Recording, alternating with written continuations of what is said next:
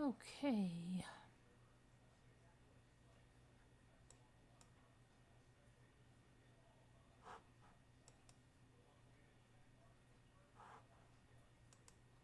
I'm just going to make sure my mic is working because sometimes when I unmute it, it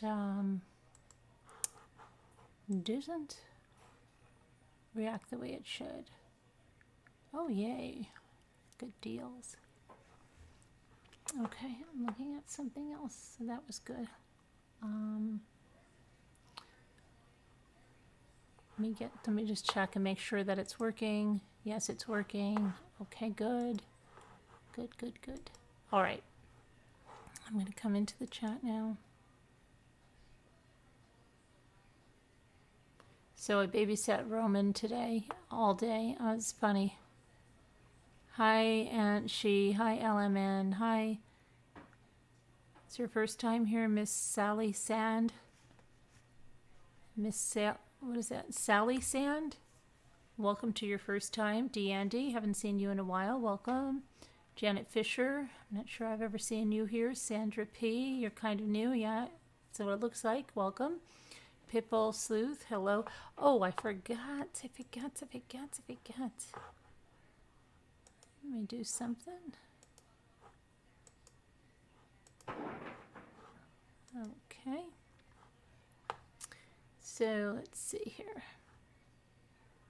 Okay. Joe Glover, Muro 2, April F, Mimi F, Tina Medley, Flower Girl Phillips, Fogarty, Aunt She, Pamela Rensler,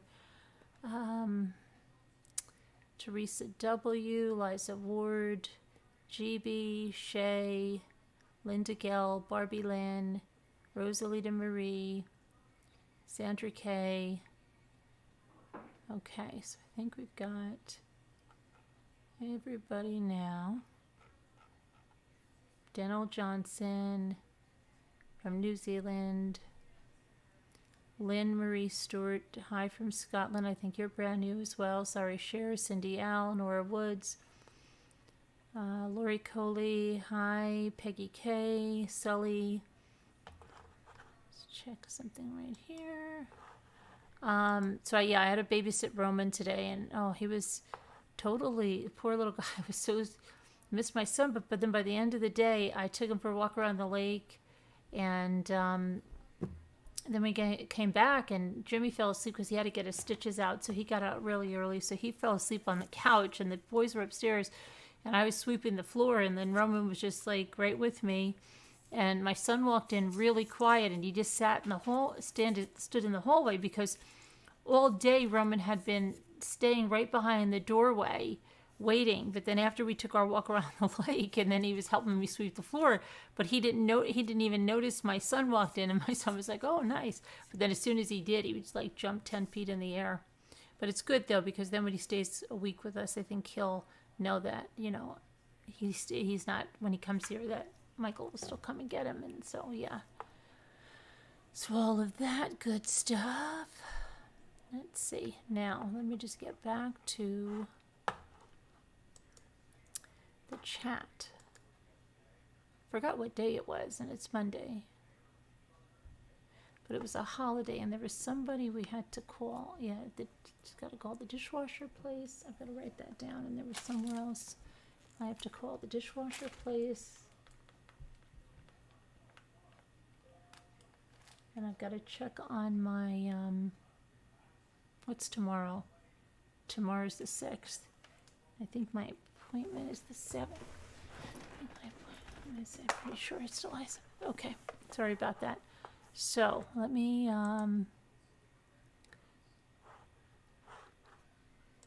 come back into the chat. Okay, so let's go over the true crime headlines, and then I'll clear up what I've been being accused of all freaking day by people. I'm so sick of being accused of crap that I didn't do, that I could care less about doing, and something that's so simple and what's happened to me many times, and yet I don't go accusing people of.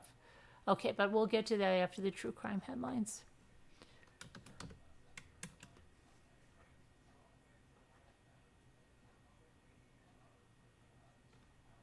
Okay, so you must have, let's see, there's a little girl missing in Beaverton, Ohio. Oh, they found her. Good. Is she okay? Let me see. She was found around a Target. Oh, wow. That's good. That's really good. Let's see. Where did they find her? Thanks, everyone. Your tips help us figure it out. She was around a Target. Okay, just a while ago. But did they find? She's been located and safe. Good. That's good news for change, right?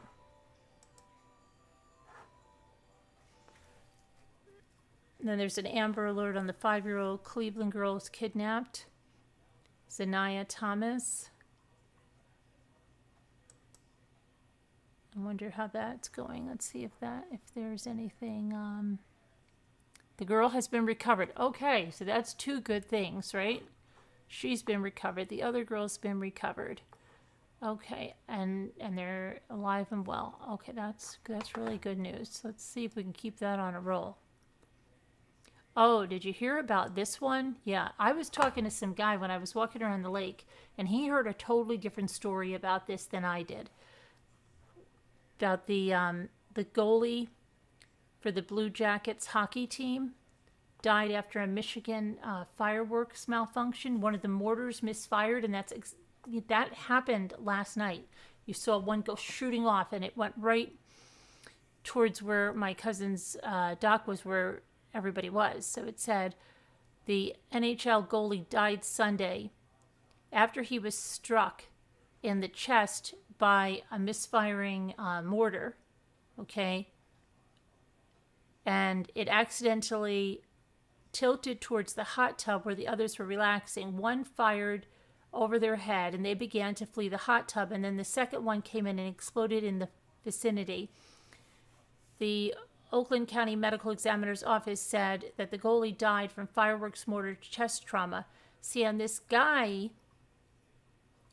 that I met going around the lake today told me that he heard that this guy slipped and smashed his head really bad on the concrete or something. And I said, no, that I just heard on the news that it was chest trauma. So I don't know what he was hearing, and I'm just reading it here because I heard it on the news from New York. He had massive internal damage. He had little external damage. So we are working under the theory that it was the concussive blast of the firework. Just really weird. I'm 24 years old. So yeah, very sad. Prayers for him and his family, and really terrible.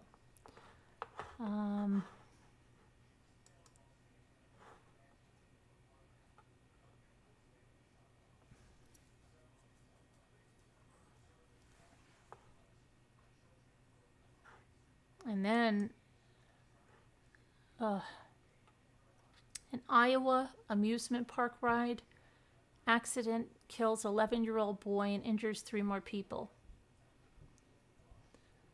An 11-year-old boy died on Sunday from injuries he suffered when a popular boat ride at an amusement park malfunctioned just one day after it passed the state inspection and they opened for the first time this season. Michael Jaramillo and 3 other people, including at least 1 other minor, were injured when a boat carrying 6 people on the Raging River ride flipped over Saturday night. The off-duty Altoona police officers and the fire department medics who were working at Adventureland Park quickly responded to the accident. Police spokeswoman Alyssa Wilson said they witnessed it and helped free the riders from the overturned boat. Police said a second minor on the ride is hospitalized in critical condition, while the 2 others had minor injuries. The ride was closed immediately. Safety is the #1 priority at Adventureland, said Guy Cook, the park's personal injury attorney. He wrote that in a text message. The Raging River ride has been in operation for nearly 40 years. It's a safe ride.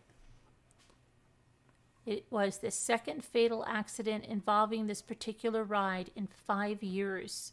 Seasonal employee Steve Bucher, 68, died from injuries he suffered in June of 2016 when the ride began moving unexpectedly as he and another employee were helping riders in and out of the boats, which operate on a conveyor belt. Bucher landed on the conveyor belt and was trapped between a boat and a concrete wall. His head was repeatedly rammed into the wall until an operator shut the ride down. Bucher died from trauma to the skull and brain days later. Oh my gosh. That is terrible. I want to see what this ride looks like. That's so, that kind of stuff is just so heartbreaking in so many ways. Of course, for the loss of life, but because people are out there having a good time and think, oh, we're having a fun family trip and everything, and then, you don't expect that ever to end like that. You know what I mean? It's just crazy. And I don't even know if the other person that's in critical condition is in that same family. Probably. Prayers that they make it.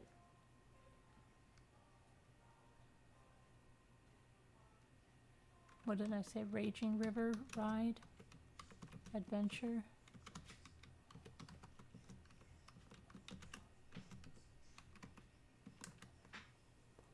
So horrible. Let me see if I can grab a picture of what this ride looks like. Oh, it's one of these, like everyone has one, right? And I think it's called Roaring Rapids in Great Adventure or Hershey Park. They all have one of these. Wow, let's see.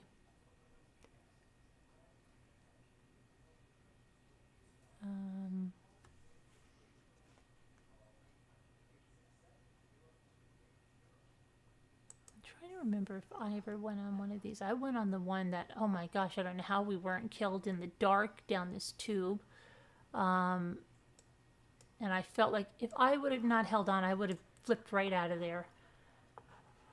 But yeah, it's like one of those Roaring Rapids. And then I think we went on the Roaring Rapids, but I'm trying to think. I was worried about things getting wet, I know, one time. And I don't know if I did go on it because I'm trying to remember.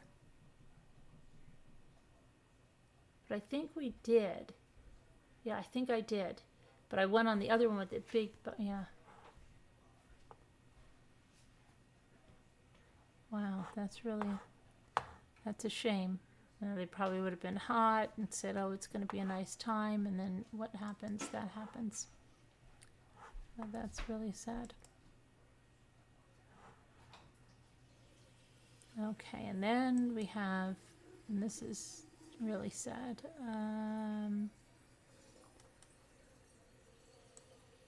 Let's see. This kid looks familiar to me.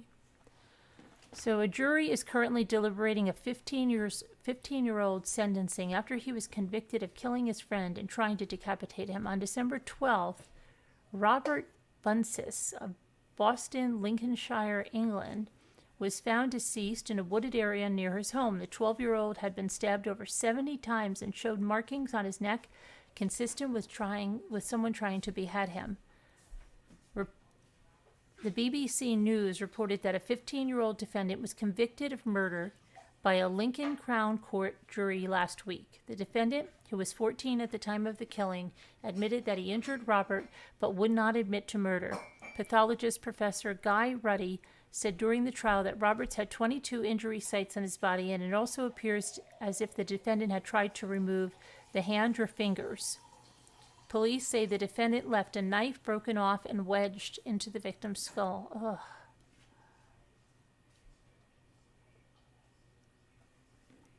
Ugh. The defendant claimed he met up in the woods with Roberts to exchange marijuana for money. Roberts allegedly didn't bring money, which angered the defendant. The defendant accused Roberts of pulling a knife on him and accusing him of making him get out of bed for nothing. I just started laughing at him. I thought the way he was angry was way out of order, the defendant said. As I was laughing, I just see a silver thing coming at me. I panicked and tried to grab the knife. The defendant claimed he cut Robert's hand while trying to grab the knife from him. The prosecution, however, said the defendant lied about the drug meetup and he brought the knife himself to the scene. You can't give any explanation as to why you stabbed him when he was on the ground and you stabbed him again and again, said the prosecutor, Mary Loram. And Loram added the real reason the defendant killed Roberts was from fear and anger. The defendant apparently wanted to rob a shop so he would have money to become a drug dealer, but Roberts refused to help him, calling the plan mad, which angered the defendant. Afraid that Roberts would snitch on him, the defendant lured him to the woods and made sure the boy was dead, Loram said. The Lincolnshire police wrote a press statement following the conviction, urging parents to talk to their children about knives. There could be no stronger message than this on the potential devastation that carrying a knife can bring. And I quote them saying, please think of Roberts, remember him, and make the right choices. If you as a parent or a child have any concerns about knives, please talk to us. We can all play a part in building a future free of such unnecessary and tragic loss of life.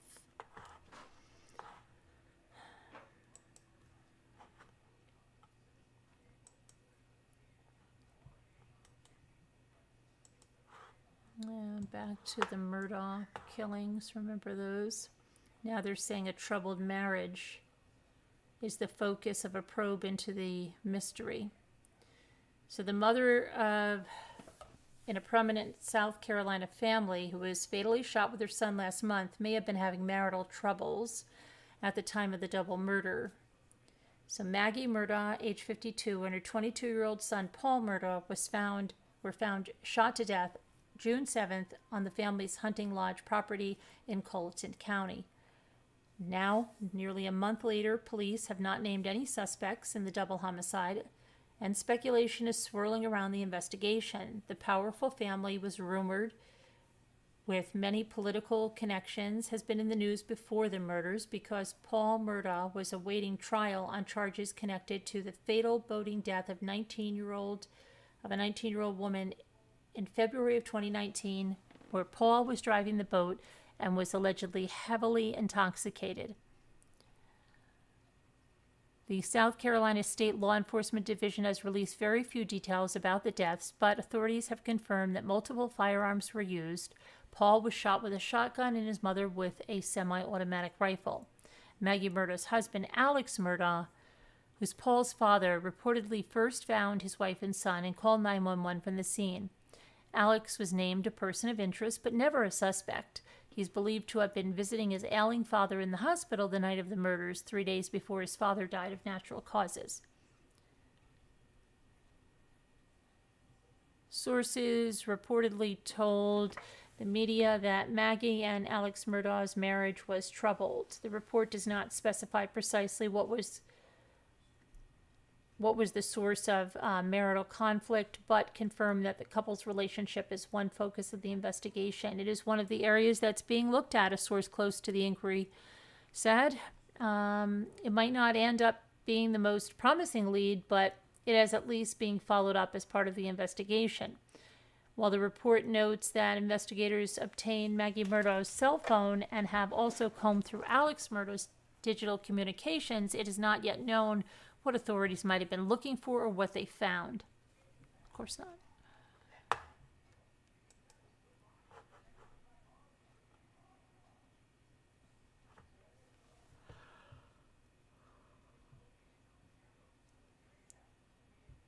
Now there's a missing elderly Oregon woman who may be lost driving in Washington or Idaho. Let's see, let's get this picture up.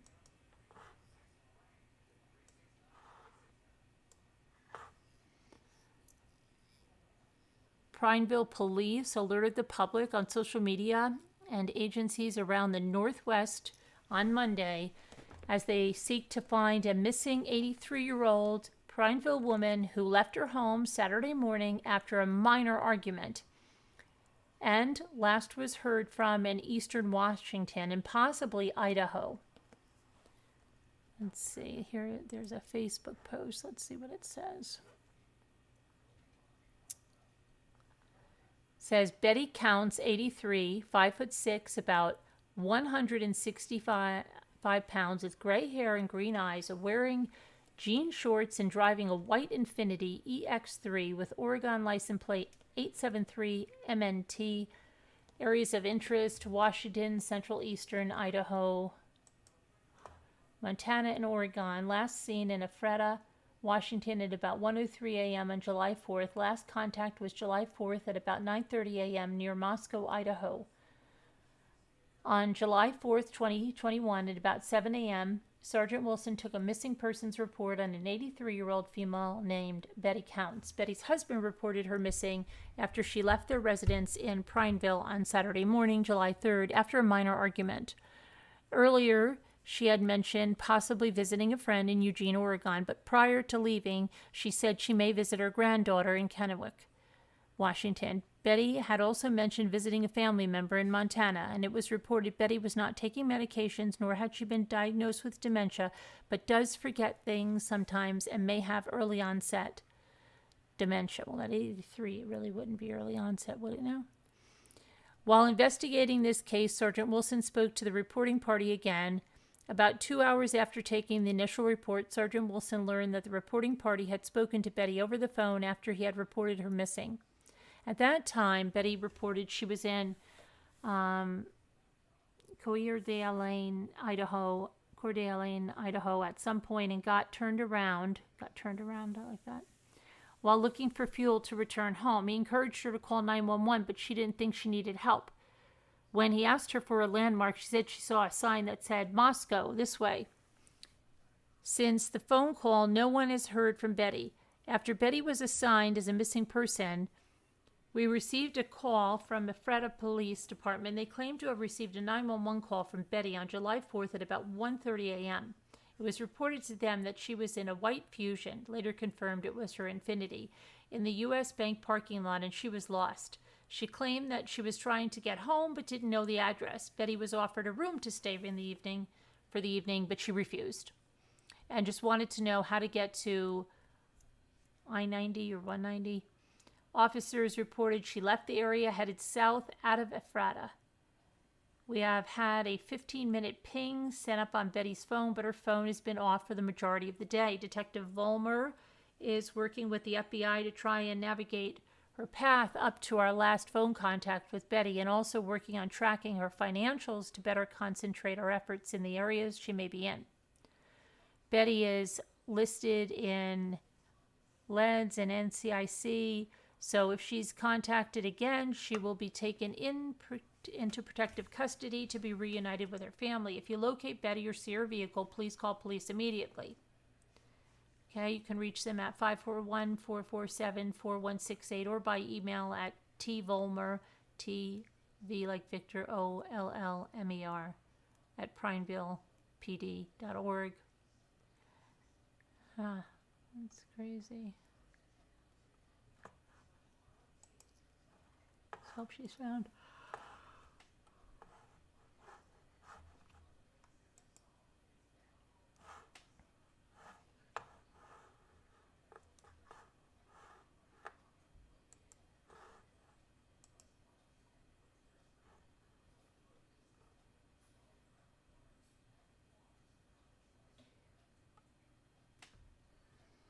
Colorado, former Colorado assistant principal was found dead Saturday.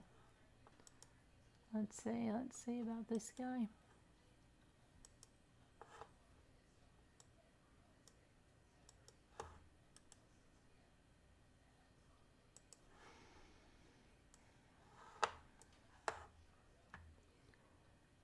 Former Colorado assistant principal was found dead Saturday, and that's 2 days after his arrest on dozens of charges that he SA'd a student while he was teaching in Arkansas. Randall Mueller, 56, was charged with 50 counts of first-degree SA when he was arrested in Boone County, Arkansas on Thursday. He posted bond 3 hours later. The sheriff's office in nearby Stone County found him dead Saturday morning. A cause of death was not available Monday morning. But the investigators told Ozarks First they did not suspect foul play. According to court documents, Mueller was an Arkansas band director when he used his position of trust or authority over the victim to engage in SI. The SA occurred from June 2017 through May 2018. The prosecuting attorney said that all of the charges against Mueller involve one victim. Mueller was listed as the assistant principal at Goal Academy, the Citadel Mall in Colorado Springs, as recently as May 2021, although the school's website now says the new assistant principal's name will be revealed soon. Mueller was previously the band director in Arkansas Harrison School District beginning in 2006. He left the Harrison schools in 2020. Mueller and his wife began divorce proceedings 4 months after he allegedly began the SA relationship with the student.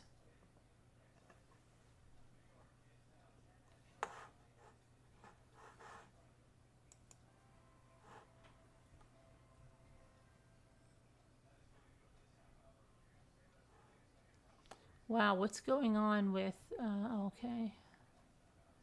This, there's a female teacher who claims it was her constitutional right to do that.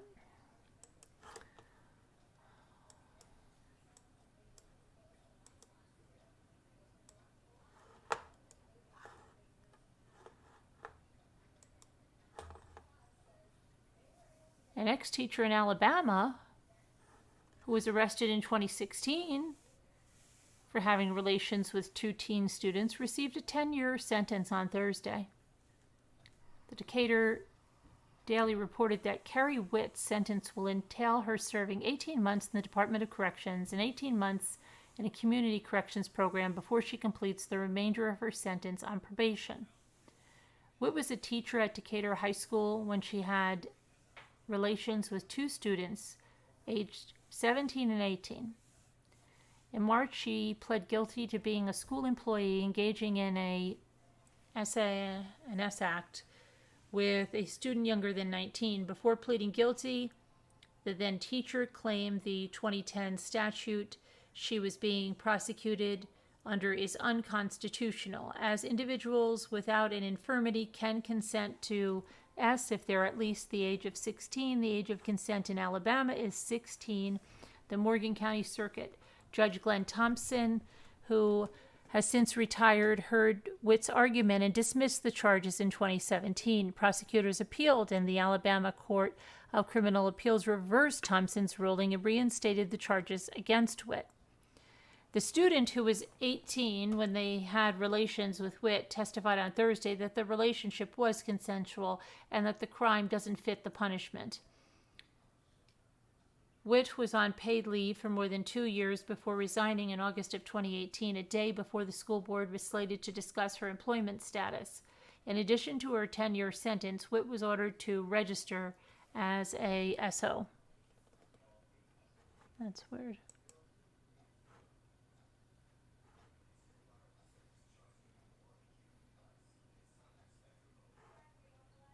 Let's see if they found this little boy, an 8-year-old boy missing in Lakewood, Colorado.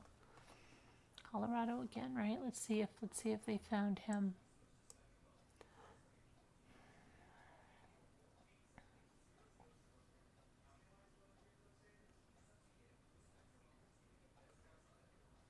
Oh, he's been found safe too. This is great. He's been found safe as well. Well, that's good threes there. That the 3 missing children have all been found safe. Okay.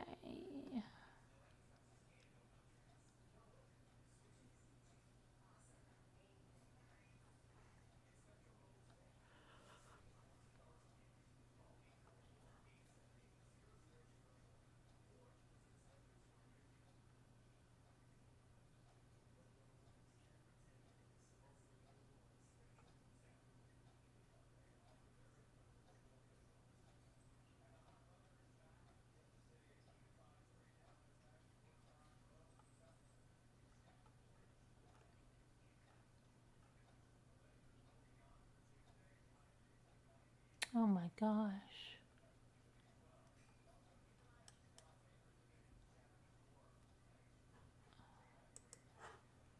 this. A drunk driving mom causes a fireball when she careens into these gas pumps.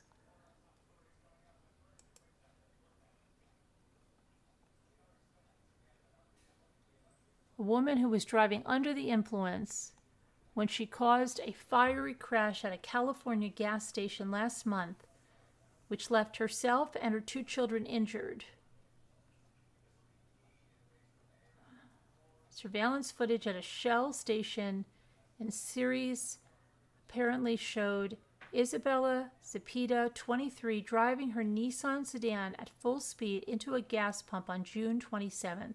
Zepeda's 5-year-old and 4-year-old child were in the car at the time. Footage showed a woman ran out of the way as Zepeda's car recklessly veered into Highway 99 and into the gas station. People filling up their SUV at a gas pump were seen pushing themselves up against their car to avoid getting hit as Zepeda collided with an adjacent pump. The people who were filling up their SUV were also filmed yanking children out of the SUV and fleeing from Zepeda's burning car. Zepeda and her 2 children suffered minor injuries in the crash. Police said debris from the crash hit an occupied Kia, but its occupant was unharmed. Fortunately, there were no injuries. The gasoline pump safety systems engaged, and the fire was extinguished before it was able to spread to nearby cars and buildings. Zepeda was charged with a DUI and child endangerment. Court records indicate that she's free on a $50,000 bond and is due back in court August 12th. Wow. Crazy.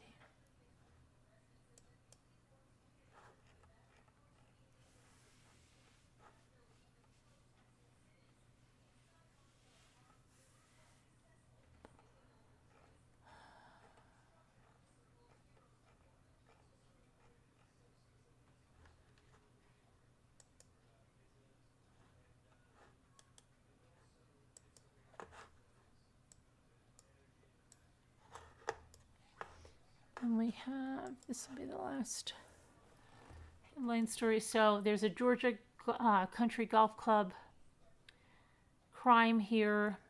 There was a shooting on the golf course in Georgia that took the life of the golf club's pro, and it turned into a triple homicide when police investigated. The suspect is still at large in Saturday's afternoon shooting. It's considered armed and dangerous. Officials said the suspect is about 6'1" with long hair, was last seen wearing a white or tan shirt and dark-colored work pants. This all started at about 2:30 p.m. on Saturday when a white Ram 3500 pickup truck drove onto Pine Tree Country Club course in Kennesaw. The club pro and the golf director, Gene Siller, 41, headed out to see what was going on. Now, witness said they heard 5 shots. And I quote the witnesses saying, then nothing went on. And immediately members reacting like, I think there might be gunshots. And then apparently someone was down on the ground, he said. And then it was kind of like a frenzy. And everyone was trying to figure out what was going on.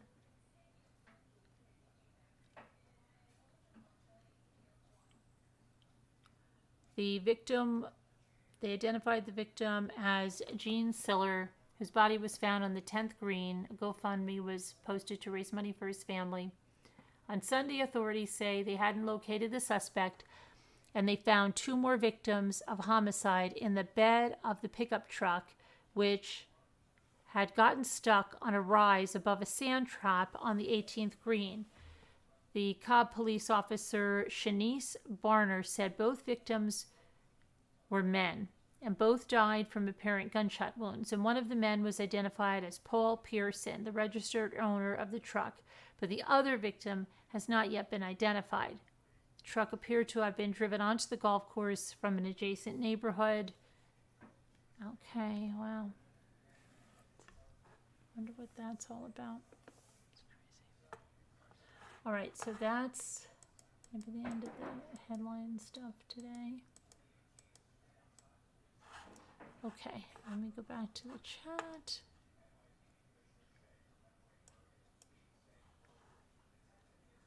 Okay, so let's see. Hi, Tammy Flo and Annette and Shar, Kubi and Sour Milk and Cookies and Victoria Huggins. Thank you, Victoria. All right, so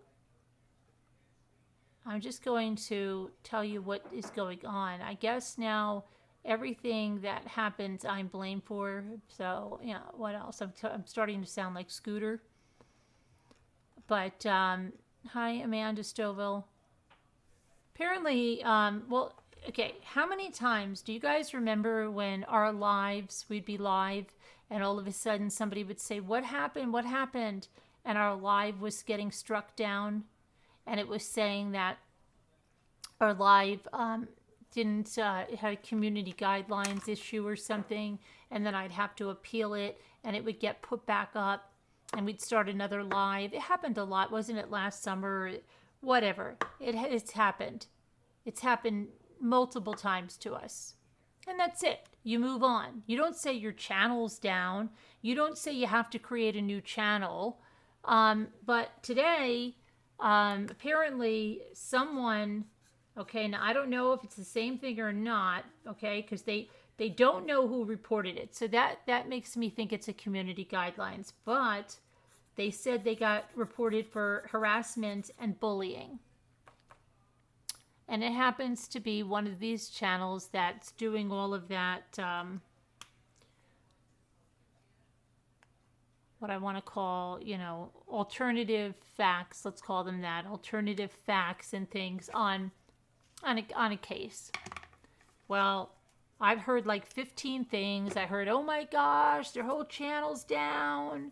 Okay, then it was, no, just that video was taken down. Who would have done this? And guess whose name got brought up?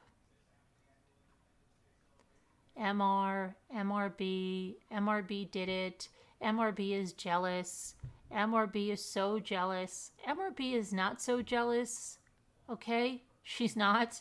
MRB did not do that. MRB doesn't play like that. Okay? That's ridiculous. So if you have proof, I'd like to see it because it's never going to be me. Okay? And so before you go around slandering my name again, you should really check it out about who it is because it's not me. Okay? So, yeah. And then, somebody MRB sent. No, MRB didn't send anybody because MRB didn't even know that person was live. MRB still doesn't play like that. And so I really... I'm getting things that, oh my gosh, you're being blamed for this. And you go to a chat and there's MRB, oh, she's such a jealous mommy. No, she's not such a jealous mommy. Believe me, she didn't do this to you. I'm not jealous of you. And I don't report crime like that. So, you know what? It's not me. So you could stop saying, because there's like multiple channels today. I saw it on at least, I think it was 3 different channels that I did this, that this was my doing. Okay? So, yeah, it's not my doing. Sorry. And from what I can see, the person's channel is not down, and it's probably a community guideline strike, which can easily be appealed. If that was not what you were doing, your video should be put back up immediately the same way ours were. Okay? If you were harassing and bullying, then I don't know what to tell you, but... I don't know why you're going around with 0 proof and saying that I took it down. Okay? Because it's not me. Sorry. So, all right.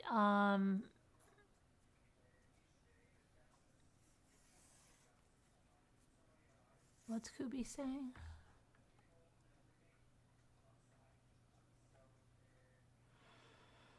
Yeah. So, it's on multiple channels. It's MRB. It's MRB. In fact, somebody was in someone that's doing a meet and greets thing. I think it was a moderator just going to town saying it was me. Okay?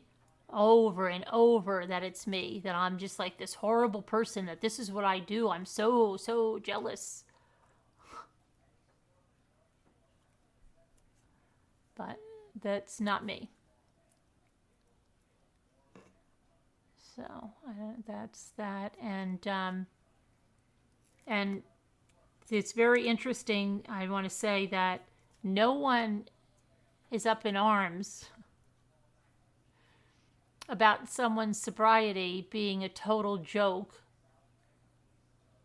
No one's even mentioning it, and everybody's totally cool with it. When people were going to town, saying, "Oh my gosh, people attacked it," it was shown it was a total joke. Okay. Last night and tonight, I know the videos are gone, but the person is drinking heavily. Okay, drinking heavily, and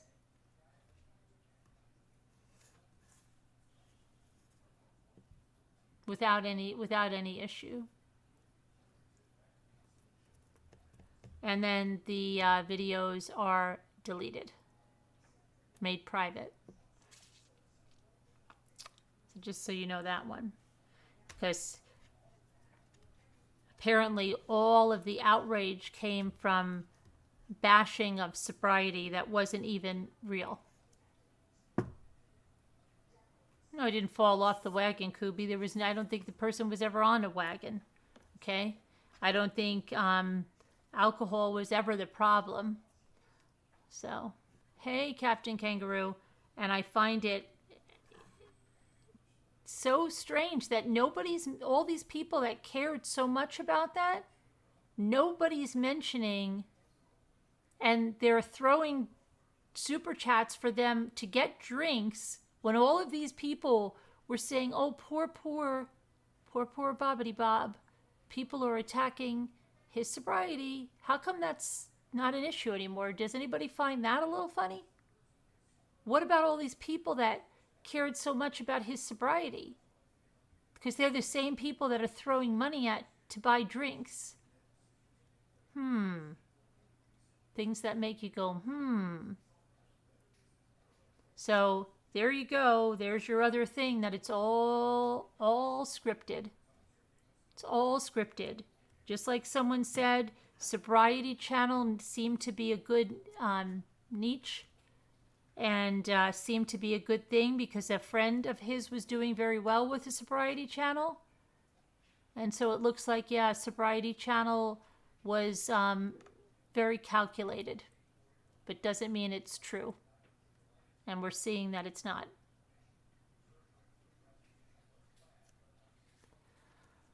So those are the things that are happening. Lots of lies, lots of drama. Hi, Sporting Guista. Yes, definitely. It's all fake. It's all fake drama. It's all fake drama. Yeah. I had like 3 videos made about me by this person yesterday who said that they were going to stop that kind of stuff. Same typical disgusting stuff. So next time somebody says, "Oh, don't bash his sobriety," or whatever they think it is, like as if we ever did that, because we never even did that, got accused of it. Yeah. I think it's getting really something, Fogarty. Yeah, If people can't see it now, then they just don't want to see it. They don't want to see it.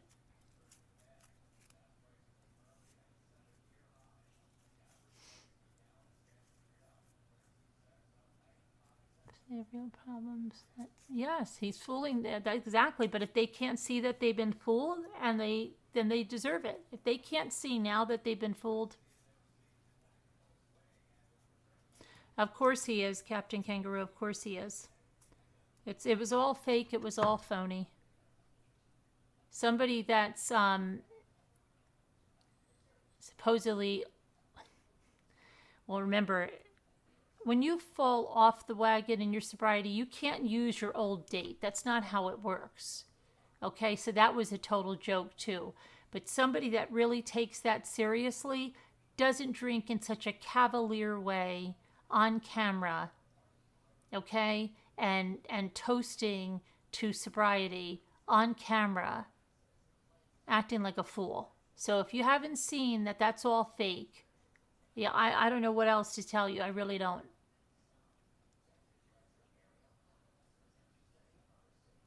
It's total fakeness. And people have been misled for over a year. Okay? And having little parties and congratulating the person. Fake. Total fakeness.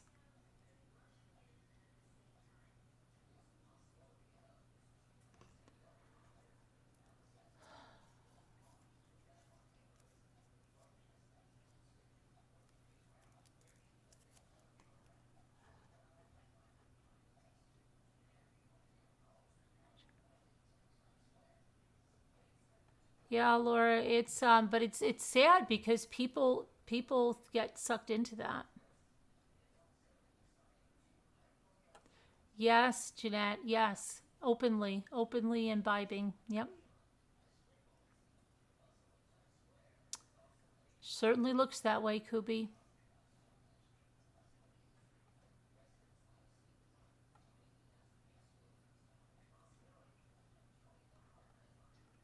Lots of fakeness. You could cut the fakeness in the air. Right, yep, snow remover. Oh, I know it. Don't I believe me, I know Captain Kangaroo. It's a person that goes into people's real lives. I know it. All with a big duper's delight smile.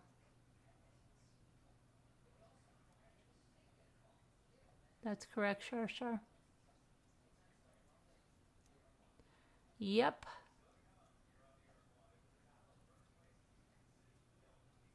Huh. Rough and ready. He always says he's going to take a break from YouTube. Break usually means like an hour at the most. But there's lots of good lies in the.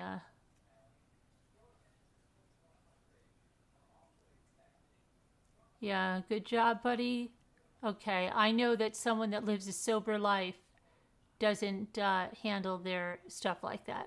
Not someone that took it seriously. Sorry. I do know a lot of people who are in recovery. Okay?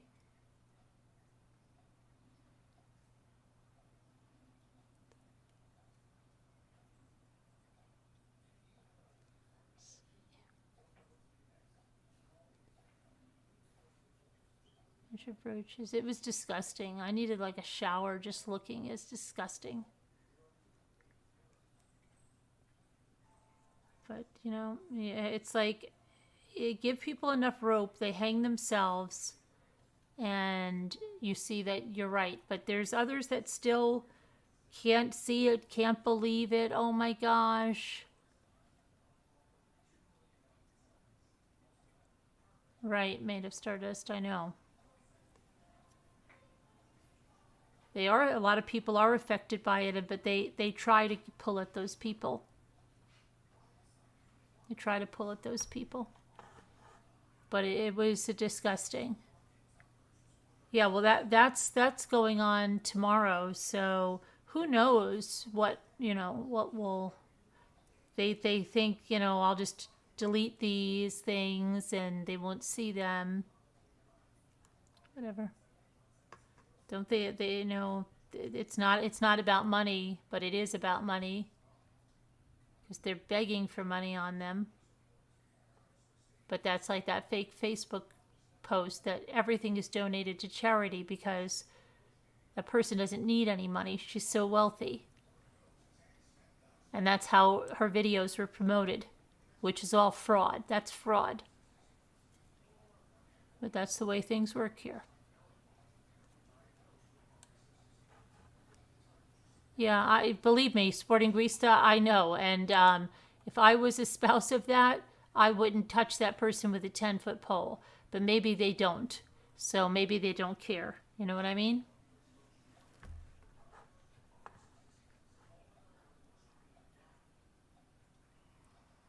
I don't know. It's every time you think that people don't sink any lower, they sink lower. All right, I'm gonna put the number in. But I'm tired of being blamed for everything that goes on here. So yeah, it wasn't me. It wasn't me.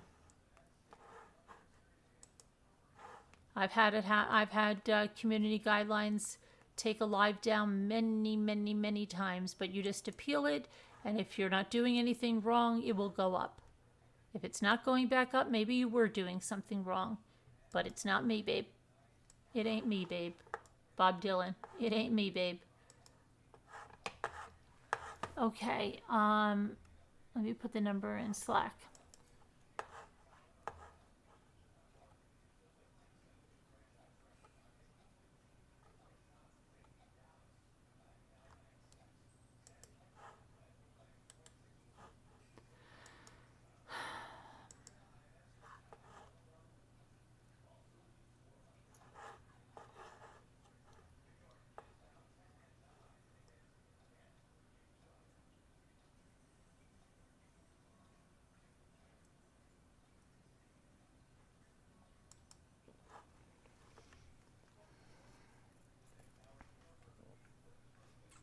How can they be around? I'm such a germaphobe, Linda. I'm like, Jimmy will say, you know, just all in general on something on TV or anything like this. Do you need to take a shower just because you watch that? I'm like, yeah, I need to take a shower just because I watch that.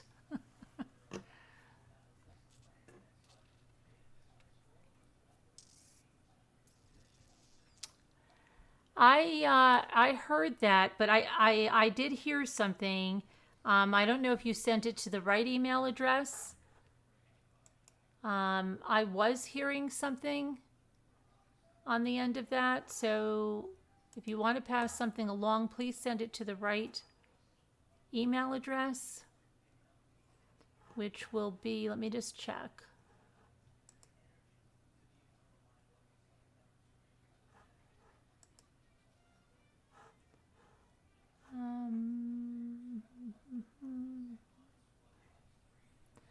I don't.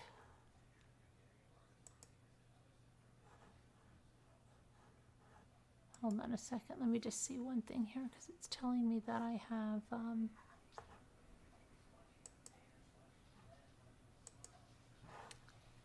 So go. Hold on. Make some space right here for a second.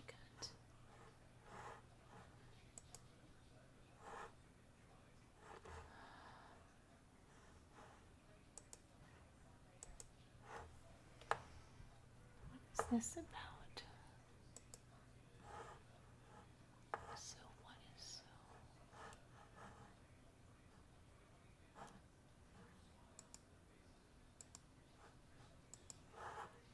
It's telling me, hang on one second.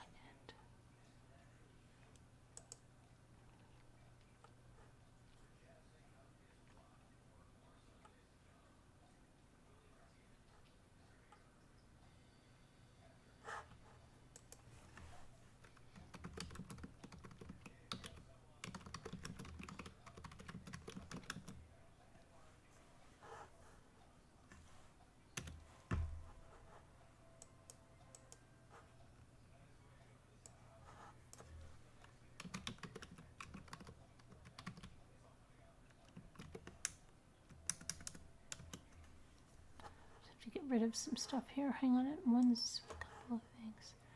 Okay, so I know I have to go there.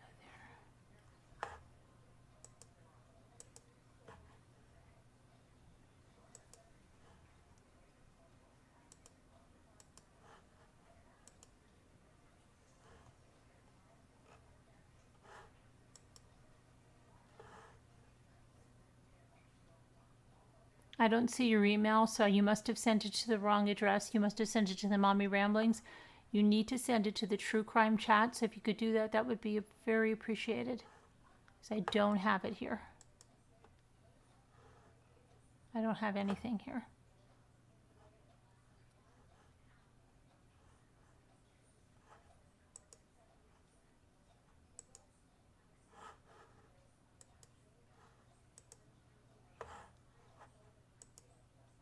I'm looking in my spam. Hold on. Oh, wait a second. What is this?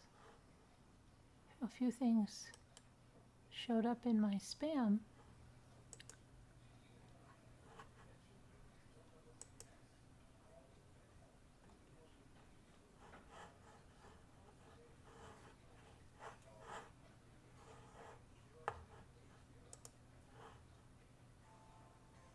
me just take a look at what's here because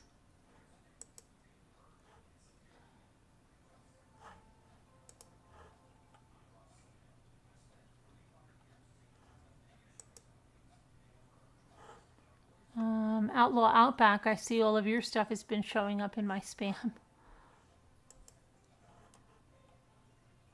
No wonder I haven't received anything.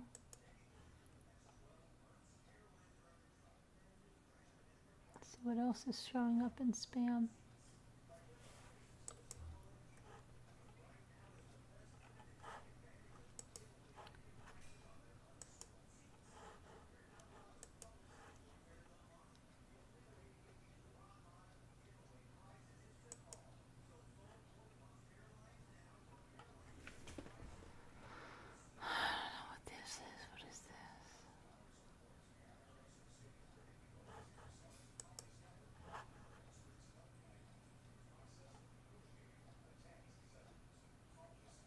Yeah, but I don't have anything from you, person that just said that.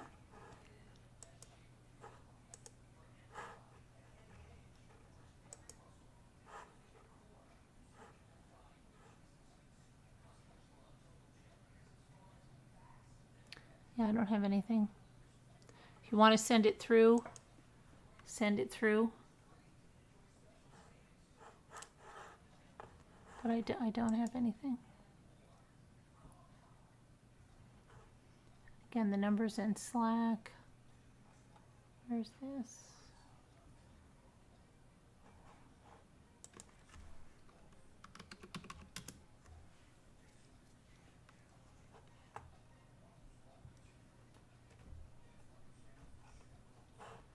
Okay. All right, so let me go back to the chat. Yeah, I don't have anything there about that. I would appreciate that because I did hear something that would be sounded a little bit troubling.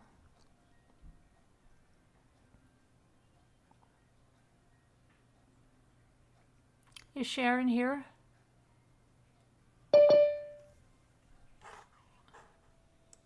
Is Sharon in the chat? Try it again. Yeah, please, Carolyn at truecrimechat.org. Sharon, are you in the chat? Hi, Mimi. Hi, Carolyn, chat. Sharon is in the chat. Okay, so Tammy, did you hear Ouija boards? Did somebody hear Ouija boards out there by the house? Oh, Lord. Did somebody hear that? I didn't. I only heard like a long time ago about a box thing.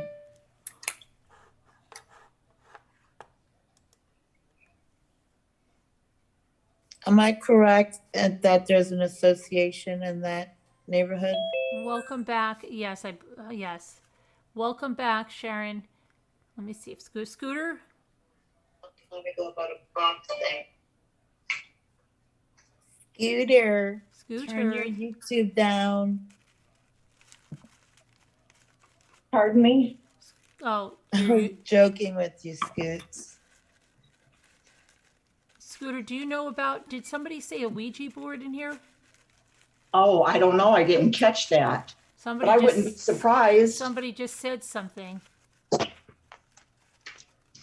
You heard about Ouija board, Snow Remover?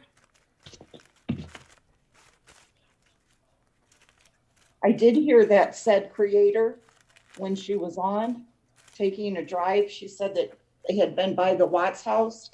Yeah. And they were heading to Serby. And she said that the cops were around them or something. And she said it had to be the family that called them.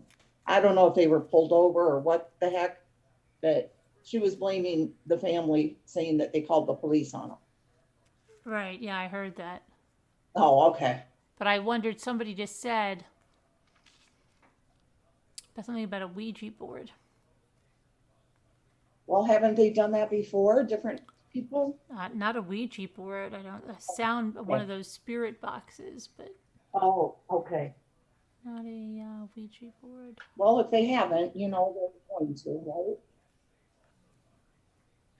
Am I messing up is this What, freezing Scooter, again? what is that you had in your hand? What does that do? Oh, it's helping to stand my tablet up. Oh, that's cool. What'd you get? Something new? Huh? You got something new? No. It's that thing that Shelly had?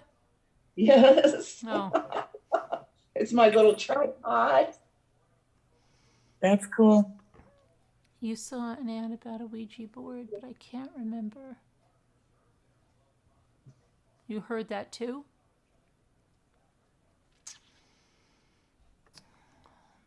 My Oh, can I ex-girlfriend or whatever, my new girlfriend, can you please send me that email so I can see what you're talking about?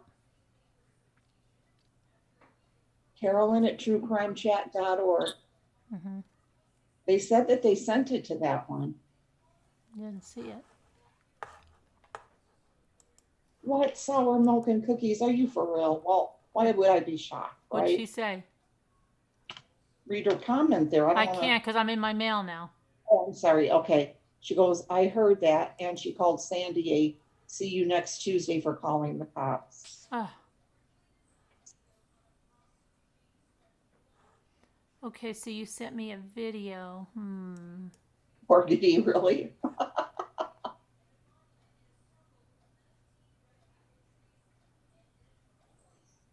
You and Carolyn both look Oh, really I great see what you're tonight. saying. Okay, all right. I got this. Okay, I'll look at it later. But thank you for sending that. Thank you for sending that.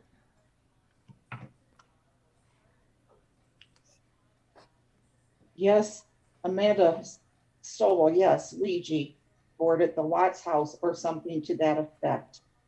Hi, E.F. Hutton Grayson. But no one's seen anything, right? Yet. Nobody's seen a video of anything like that happening, right? I got to get my phone over here for a second. Of all places to meet up, why'd they have to go out there? They all should have went somewhere else.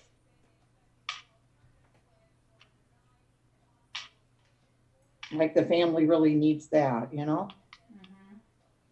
Scooter, you know what? I put in chat that it's also an association. And they could barricade that whole place. It doesn't have to be the family that did it. Because I'm sure people in the neighborhood watch a lot of YouTube and they knew it was going to happen. And they do have an association. That's their neighborhood. Very true. Very true, Very true. They should have barricaded it for residents only. I mean, I wouldn't blame Sandy if she called, Of course not. They should get rid of the house and do a memorial park for the neighborhood. So I don't think realistically it's ever going to be sold because of the liens. It can't be sold. Well, I would think it would be though eventually. What was the judgment? Who's going to buy that house for that amount of money?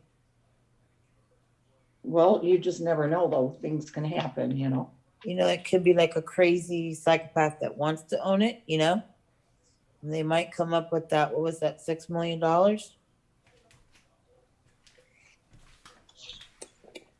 I couldn't know what the price sleep. I couldn't sleep in it personally.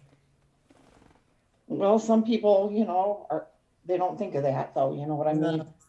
They would do it for financial, of course.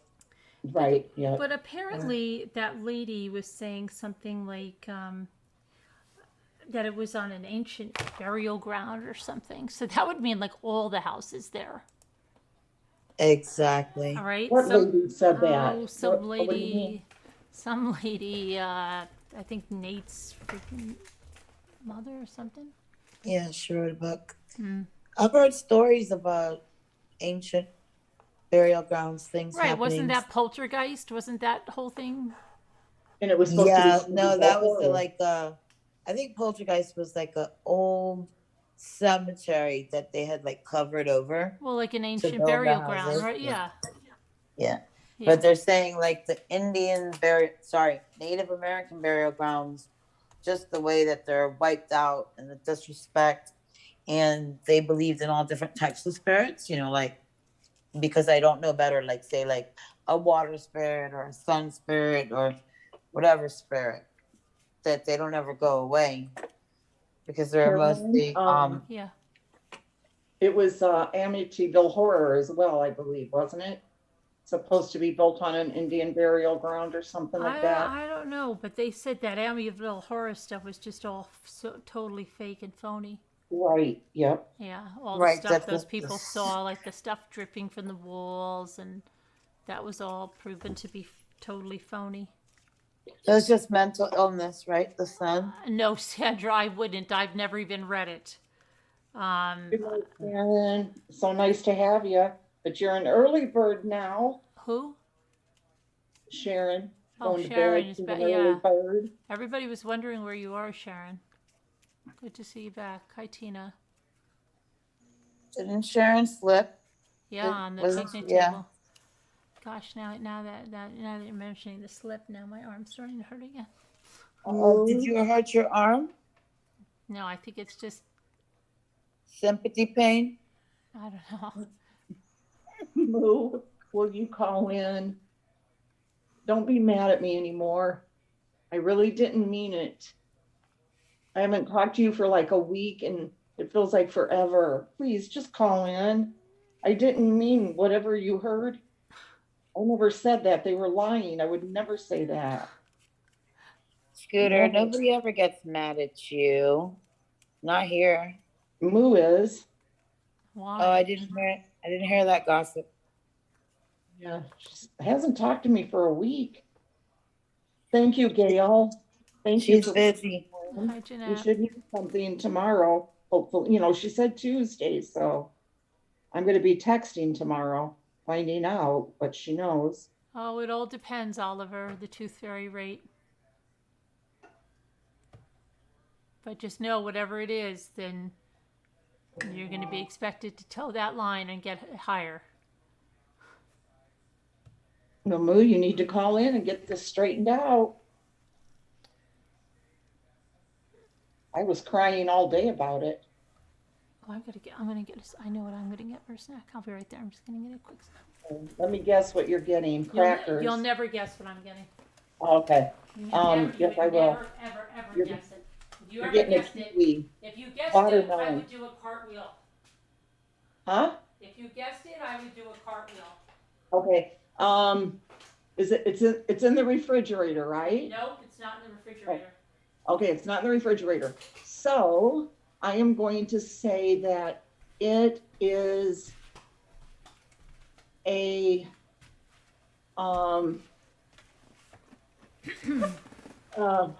There's no way you would ever guess it. oh really? Why, you've never 'cause- eaten it on camera? Never. Really? Really. Just give me the first initial, please. Just the first initial. Okay. Let's see. Well, F. Oh, a fig. No.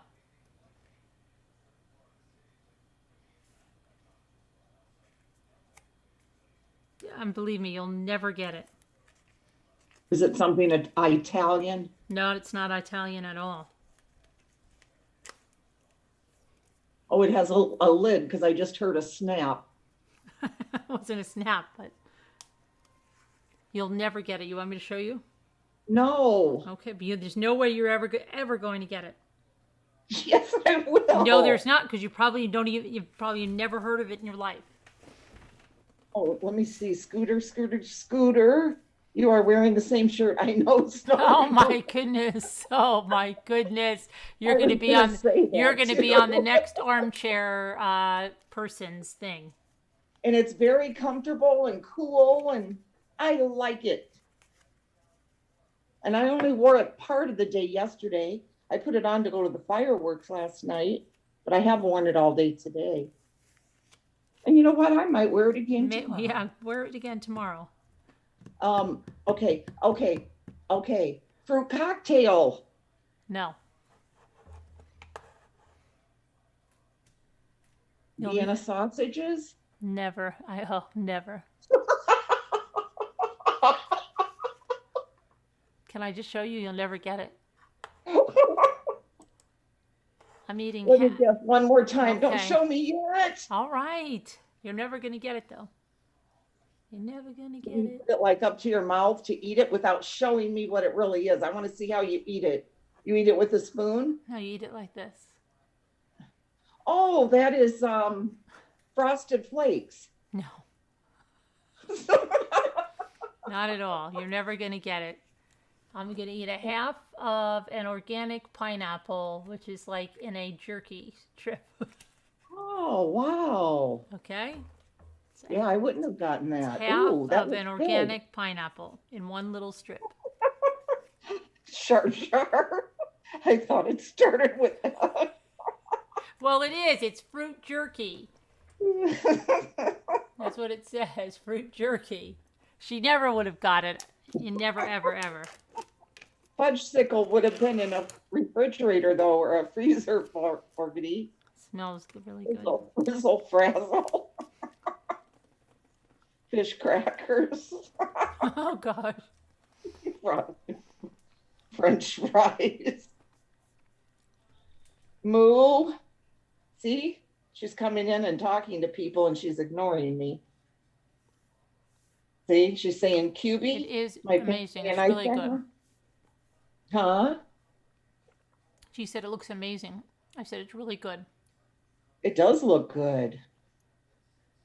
Moo says, QB, my family and I sat on the lawn yesterday and little Snappy swam right up for a friendly chat. And she gets a hug, a heart, a palm tree, and an alligator. Nothing for me. Told ya. Remember when they used to sell, before there were fruit snacks in boxes or anything, it used to always be by the deli section when we were kids. It was fruit leather and rolls, and it was always sold over there by like the deli section. Fruit roll-ups, you mean? But we didn't have fruit roll-ups. It was pre-fruit roll-ups. They had fruit leather, Oh, and it was sold in big rolls like by the deli section. like in a roll of white paper or No, something no, like it was that? wrapped in an individual roll, but I mean, you had to buy it like in the like it wasn't in the snack section. It was like a specialty thing when we were kids, fruit leather. Oh. We didn't have like fruit snacks until later on. Yeah, I don't remember that. Mm-hmm. Let me see if I can find it.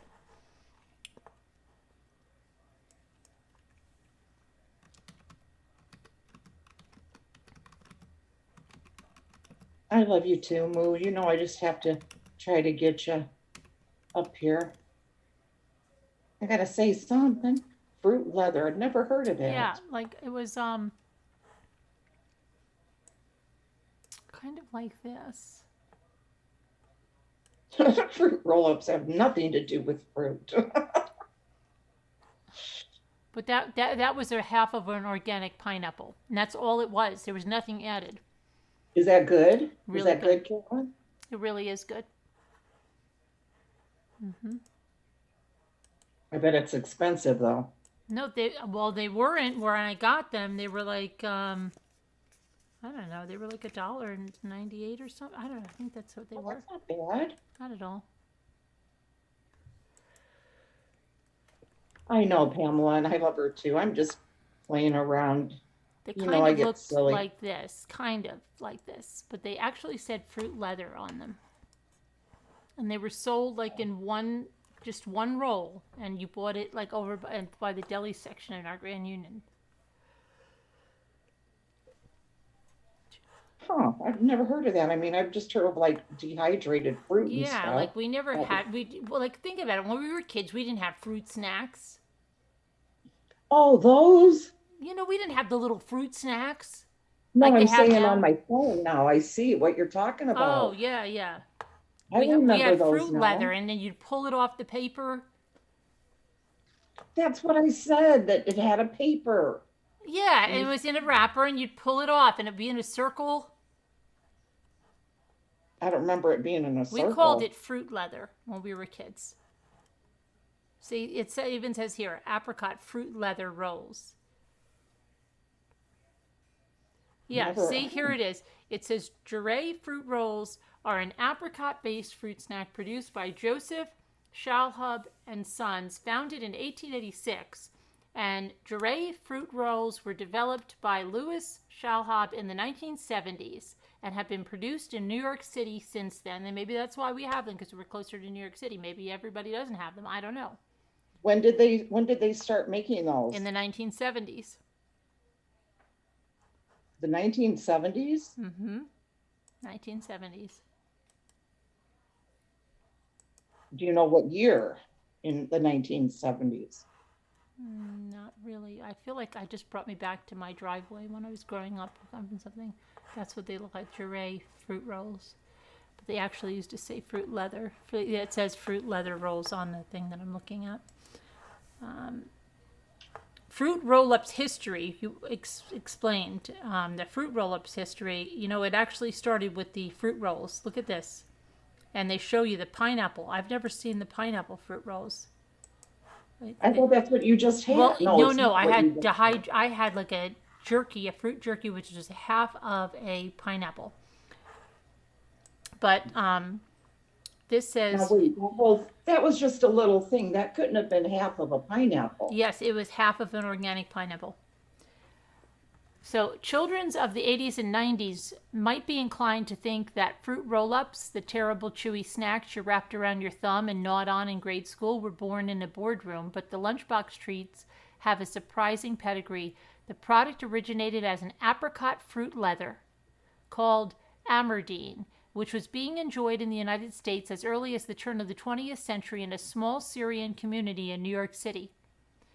There you could buy Amardine at all the sweet shops. George Shalhub and Son, located on 65th Washington Street in the mostly Arab Christian neighborhood, George Shalhub imported massive sticky sheets of apricot paste from Syria, and for just a few cents, a clerk would snip off a piece and hand it to you. People called it shoe leather because it was tough as shoe leather, said Ray Shalhub, the great-grandson of George, who now runs Joseph Shalhub and Son, the maker of the Jure fruit rolls, the country's first fruit roll-up. And it says that, let's see here, unfortunately, Little Syria was raised in the early 1940s to make way for the Battery Tunnel. Many of the neighborhood's Arab-owned businesses, including Shalhub's, relocated to Atlantic Avenue in Brooklyn, which remains a Middle Eastern enclave today. Around this time, Joseph George Sons enlisted the help of his 12-year-old son Louis and renamed the shop Joseph Shalhub and Son. Louis became the master baker, and from what I would understand, he's very good at it. Louis left the business in 1950 to serve in the Korean War and returned with 2 Bronze Stars and a desire to get out of retail. My father got tired of it, said Ray. That's when Louis started experimenting with adapting Amardine to single-size, individually packaged rolls, something Sunkist would later model closely. He rented a basement down the block. While Ma was pregnant with me, they would buy a few pounds of apricots at a time, go down there. They would use a hand press to press them out into little pie shapes, and Mom would hang them on a clothesline and let them dry. And then they wrapped them around dowels. They rolled them and sealed them, and the fruit roll was born. Imagine that. Can you just imagine? See, what if there were not people like that? How would this stuff be invented? Who would ever think that? I'm going to take an apricot, I'm going to press it, I'm going to hang it up to dry, then we're going to roll it around a dowel. These people are geniuses in the food industry, right? They really are. Right? What if Sounds there like wasn't? this is a religious thing, correct? But no. But what if somebody said to them, like a lot of people say, "Oh, stop it! What are you doing? You're gonna press an apricot and you're gonna hang it up to dry. It's probably gonna get moldy and disgusting. You can't do that, right?" But they didn't. They were encouraged, and they just went ahead with their own thing, and they found something. Yeah. You know, Right. like I said, my Right. kid said to me back then when there was no, I'm going to take an apricot, I'm going to press it, I'm going to hang it up to dry. Oh my gosh, it'll be moldy, a mess, right? Okay, anyway, in some basement in Brooklyn. Come on. After Joseph passed away, Louis closed the retail store and dedicated his business entirely to manufacturing fruit rolls. He named the brand Jure, a combination of his son's name, and sold their first fruit roll in 1960, Scooter. In the beginning, he and his wife Madeline were still making them by hand, and it was a very slow process, said Ray. They had a small space. He'd built drying trays. He put the candy on trays. He'd turn the heat up. He'd go home. He'd come back, and maybe they'd be dry, and maybe they wouldn't. Soon enough, Louis introduced mechanical equipment to increase productivity. My dad met someone who built a very primitive machine, and over the years I've improved it, said Ray. During the 1960s, Joseph Shalhoub and Sons expanded to 3 storefronts, 2 basements, and a lot of steps. In 1982, after Ray and his younger brother, Joseph, joined the company, they upgraded to a larger facility in the Windsor Terrace neighborhood, and that is where the fruit rolls are still manufactured today and where Louis worked until his death in 2003. Joseph passed away in 2014, and Madeline died earlier this year. Now Ray runs the business with his wife, Jane. Though the process continues to be refined and 7 new flavors have been introduced over the years, the fruit roll at its core is the same as it was in early days. The base is still made from dried, sweet, tart Turkish apricots, which are ground into a paste with other ingredients, pressed onto the sheets of cellophane, dried and packaged in colorful wrappers. Jure fruit rolls are cold pressed and dried at cool temperatures, which Ray says helps maintain a faithful flavor and a pleasant chew. And now I feel like I have to buy some of these. Before the move to Windsor Terrace in the 1970s, an unexpected setback occurred. Louis blamed it on an article that had been written called The Leathery Treat from Lebanon, which had been published in a cellophane trade publication. Unless they are from the Middle East or have traveled in the part of the world, there are few Americans who have ever heard of a Lebanese delicacy called amardine, went the story. Until a few years ago, when they were handmade, these candy treats were somewhat scarce. But they'll soon be on hand in local supermarkets across the nation thanks to the ingenuity of a Brooklyn candy maker. Okay, so then he said, let's see here. Following the publication, the fruit roll trend started to build momentum. Only Jure wasn't in on the action. Jure had been producing private label fruit brands for a brand called A. Sahadi, which had been bought by Knox Gelatin, which decided to make the fruit leather on their own. And Knox purchased Lipton, which licensed the Sunkist name to market the fruit rolls. That was terrible for Jure. When Sunkist came out, Jure lost all of their grocery store accounts instantly. Even though they had created the snack, the small family-run business struggled. You can't compete against a national company with 40 items when you just have one, said Ray. To stay in business, the family quickly rethought who they should be selling their product to, and they were like, Dad, look, it's a typical Middle Eastern treat for Arab people, but Arabs aren't a growing population, said Ray, so we had to do something different. By his assessment, the growing populations were Jewish and Hispanic. Ultimately, they went after kosher businesses because of some cultural and geographical commonality with the Arab population. And then then a building certified of kosher foods, now an international powerhouse whose clients include Pepsi and Conagra. We were one of their first accounts, and we've been in business with them since 1977, said Ray. Jure found its footing and has since become synonymous with kosher treats, Jewish delicatessens, and specialty shops. That's probably why I know them by the delicatessen. By the deli. See, this is all coming into play. See this, Scooter? Yes. Once This is you amazing. develop a reputation with trust within the kosher community, people are loyal. Okay, and then General Mills started a test run of fruit roll-ups in 1979. Fruit roll-ups. 1979? With national distribution following in 1983. And they effectively knocked Sunkist out of the market. Do you remember the sun-kissed fruit gems? They were round and each in an individual wrapper. They were like a No. gummy kind of candy, but it was a little bit tart, and they came in orange and yellow. They're very hard to find. Now I feel like having those Sort too. of. I think I sort of do. Yeah. Fruit roll-ups first lineup included abra. Okay, so now I feel like I need to buy some of these. Okay, that's good. All right, so who knew? What did we learn on the show tonight, Craig? Learned all about the fruit roll-up. You never know what you'll learn here. You should ask questions about it now so he was paying attention. I should. What was the name of the original treat that all of this was based on? What was it? What was the name of it? Go ahead, chat. A starts with an A. Don't give them too many hints.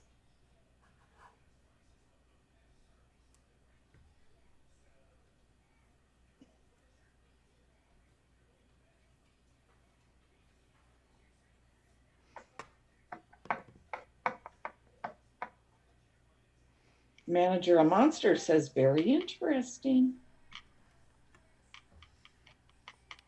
Come on, everybody. What was it? Nobody knows it. What was the name of the original treat? Amaretto. No, Pamela.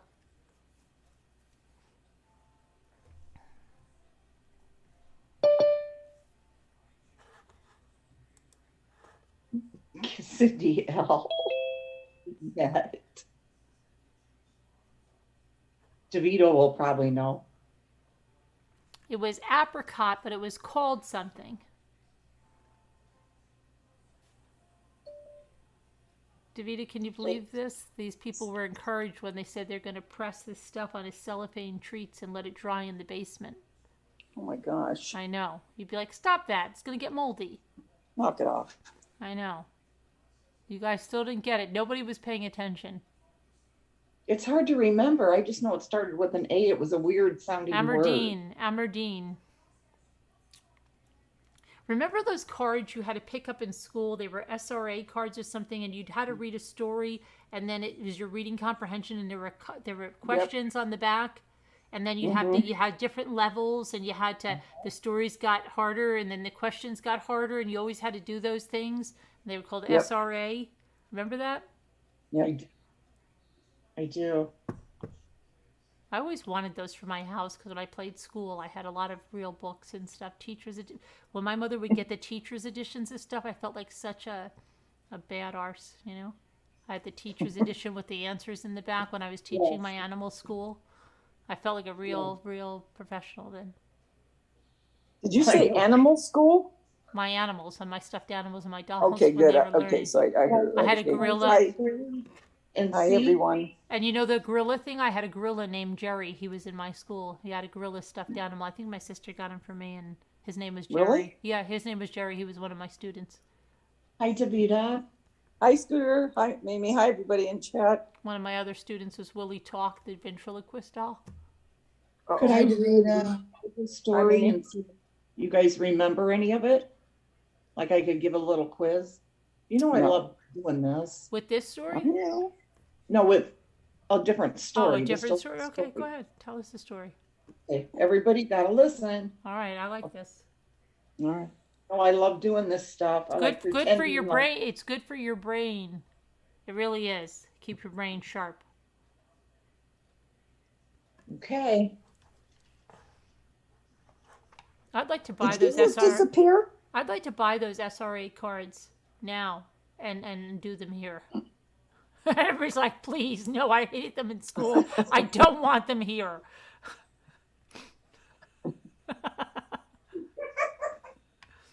Hi, Fern. How are you? Hi, Rhonda Blackburn.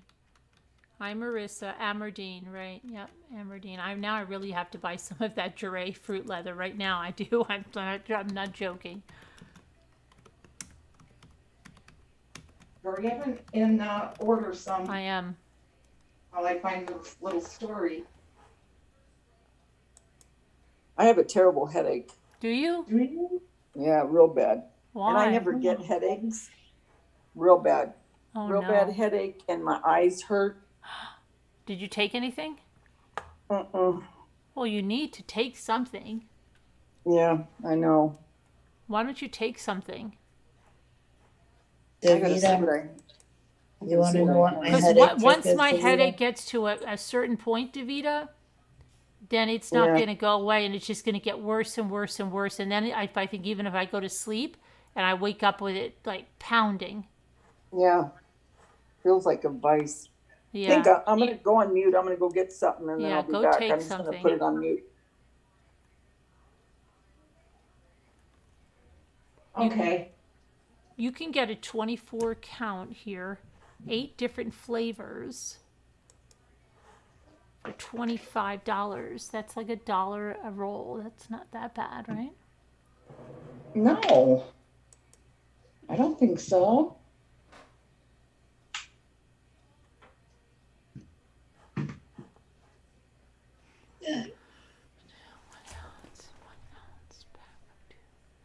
You know what's so funny, right? This always makes me laugh. Okay, so one of those packs of 24 is 20 is 25.95, right, on Amazon. Then you go, it says two packs, right? Yeah. Okay, $170. Wouldn't you just buy 2 of the 24 for it would be $50 instead of 117? Like, why would they even do that? Who would do that? Did they say a 3-pack, $158 instead of 75, right? And then a Yeah. 4-pack should be $100 and it's $208.99. And I want to meet the person that goes, "Oh, honey, I'm going to get a 4-pack for $208.99." And you'd be like, "What are you talking about? A 4-pack is $100." You know, I want to see the person that, like, who does this pricing? Okay, you ready? Yeah. This one I think will be easy. I was gonna find like one that would be real boring because that's horrible, to try to listen to. Yeah. Okay, this is called Mother Hen Best Pet Pals Contest. Sophie and the Chicks, Delmar, New York. From the moment my husband brought home a box of 6 chicks from Tractor Supply Company at the start of the pandemic, our 9-year-old Sophie hasn't let them out of her sight. She named them Trixie, Birdie, Sweet Pea, Speedy, Captain Flint, and Adrian. We were reading Treasure Island and watching Rocky at the time, and was very upset when we wouldn't let them sleep in her bed. Sophie takes at least one chicken everywhere we let her and has done incredible things with her flock. One hot day, she wanted to take Captain Flint to the creek. I wasn't so sure about it. Could chickens swim? Sophie balanced a stick on her river tube for Captain Flint to perch on, and the two floated down the creek. Naturally, Sophie dressed as a chicken for Halloween and convinced us Trixie had to come. The reactions from neighbors were hilarious. Wait, is that a real chicken you're holding? Trixie cooed the whole time. The chickens are teaching us about love as well as loss and grief. Sadly, Captain Flint faced an untimely death after a hawk attack. We had a chicken funeral, said a few words about what a good chicken she was, and thanked her for the joy she brought to our lives before we buried her.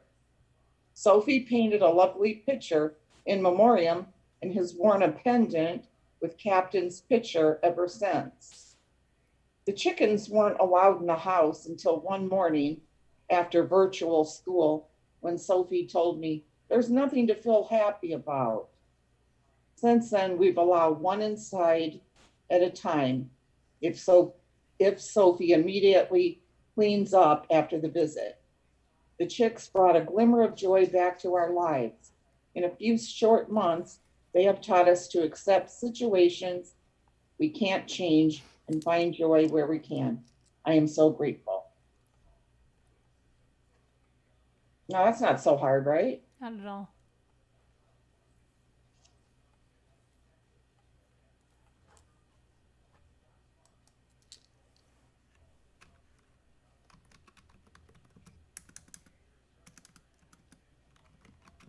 I have to turn this flashlight off so I can get back to the chat.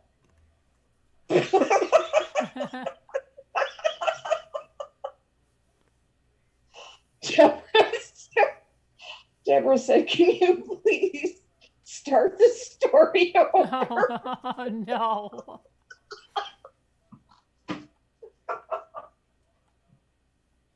Oh my goodness.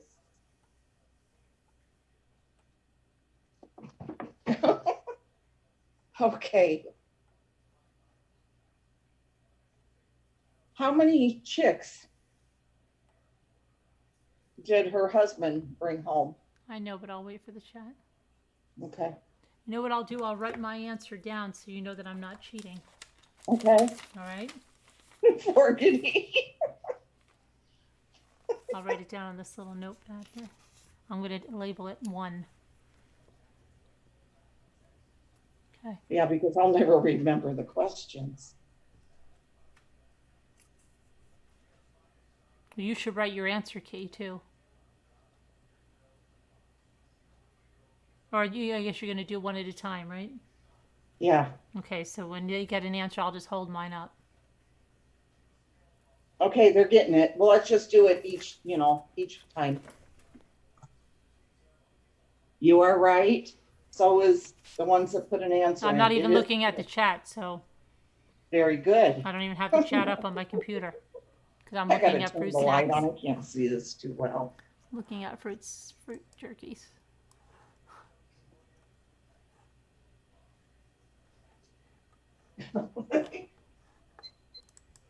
Guys, crack me up. uh, okay. Where did the father, husband, whatever, get the chicks from? Sour milk and cookies. Done. I've got my answer. Where did he buy the little chicks from? I've got my answer.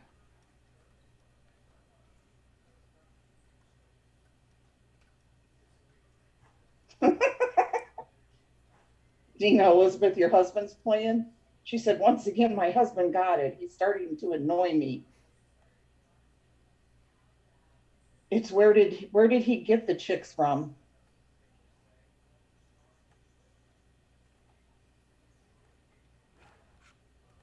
The shop. Okay, Carolyn, what's yours? Because I see they got it. A bunch of them have it. Yep, Tractor Supply. That's right. Ralph's. Okay, this one's going to be tough. How old is the little girl she's talking about? And what is her name? This is a 2-part question. Wow, I wasn't paying too much attention to this. Scooter. I don't know why I'm thinking. No idea of her name.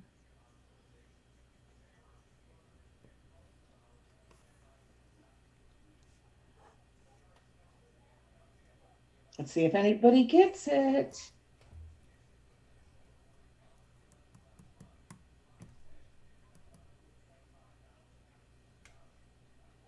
Don't look at the chat, Carolyn. I'm not. I'm looking at the fruit snacks.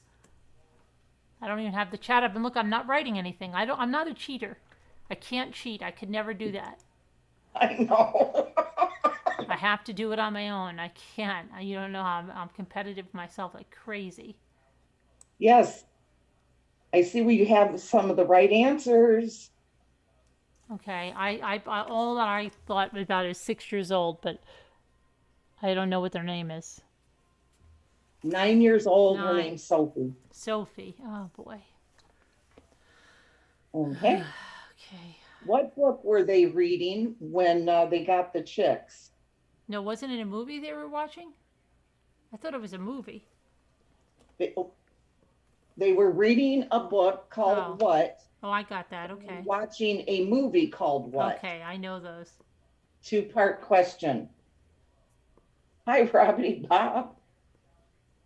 Got those. Jeanette.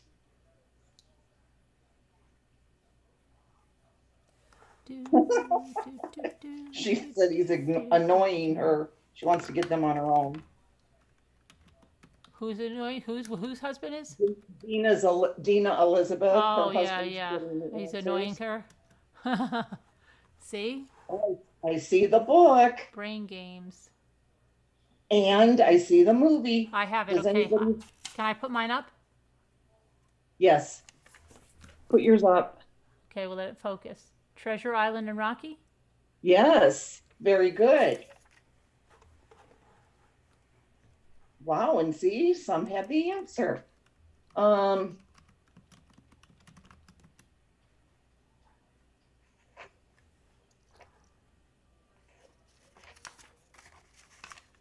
What did Sophie dress as for Halloween?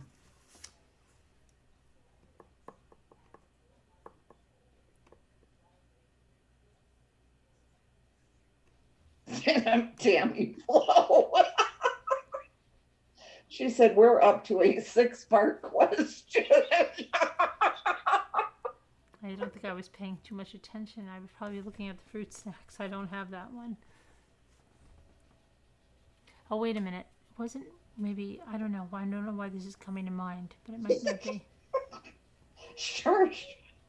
I didn't know you were supposed to remember. I don't know. I just have something that's coming to mind, but it's probably not right. Okay. Well, they have the answer in chat. I don't know if it.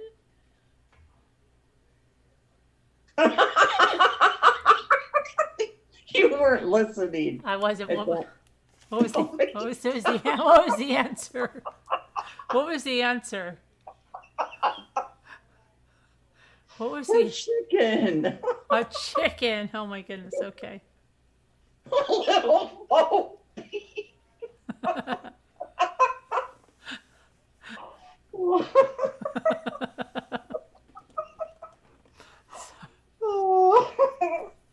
Oh, that's great, Carolyn. Okay. Keep. Let's see. What else can we? What else in here? See what you guys.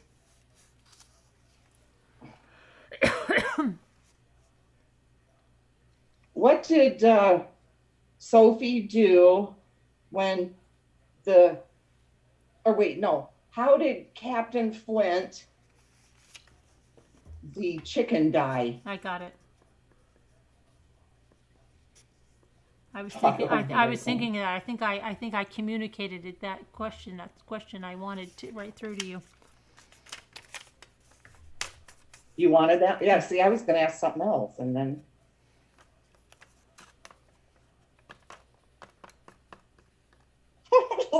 Oh, geez.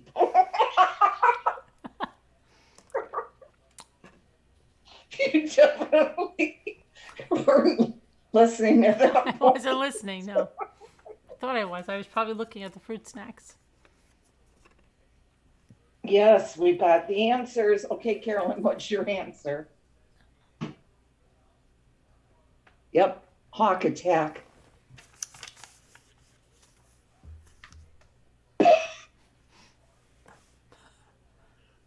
Is everybody getting the answers? Because I'm not looking at the chat. Are most of them getting answers? Yeah, most of them are. QB, that part must have happened when I was brushing my teeth. Okay, and then what did Sophie do in memoriam once Captain died? She did 2 things. 2? Yep.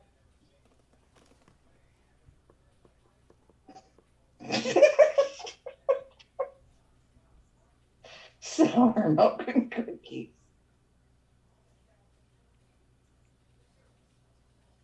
Oh, that would be bad, snow remover. What? She made pets out of the chickens on the farm growing up. And then the old chopping block Oh, came out. oh dear. Oh, she said she still sees that side eye look they gave. Yes, we got one answer. And there was, or wait, well, yeah, but that is one thing, but I'll take that. That's not what I was looking for, but yes, that did happen. Uh, yes, yes. Some of you got both of those things. Yeah, two things. Oh my gosh. Wait, I got one. I don't know if I got one right. I don't know. Funeral? Yep, I don't know the next but one. that's not what I was looking for, but that's true. What's the next one? You said two things. What was the other thing? Yeah. She painted a picture of him and wore a pendant with his picture in it. You don't remember that? I do now. Yeah. Did you see where somebody said what did they do? She's Rhonda Blackburn. She made chicken nuggets and wings. Oh my gosh. Come on. Oh, hi, Robin Lane. Okay, and then I guess we'll Hi, find Robin Lane. one more thing in here.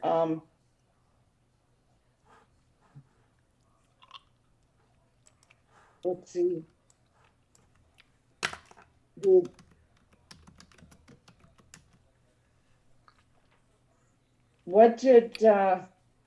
what did Sophie want when she said there's nothing to feel happy about? What did her parents tell her that they would do if she she had to clean up immediately afterwards?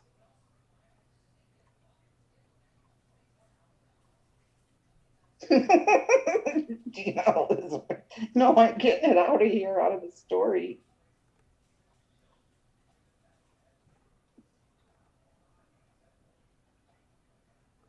Hmm. Can I answer, Scooter? Carol, wait, Mimi, Well, not we yet. go- Let's see what Carolyn puts, and I'm looking at the chat, but yes, you will be able to, okay? I'm trying Okay, to I'm in the dark. I don't have paper and pencil, and I'm not in chat.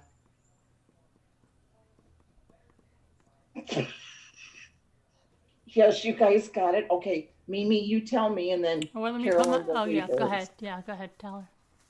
That she could let one chicken in the house at a time if she cleaned up. Yep. Well, Carolyn? I got it wrong. Is it painting a picture?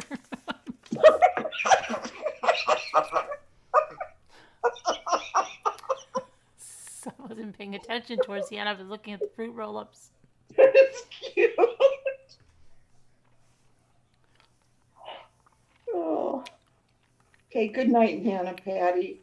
Have a good rest. Good night, Nana No Patty. candy flow. Good night, Nana Patty. Good night, Nana Patty.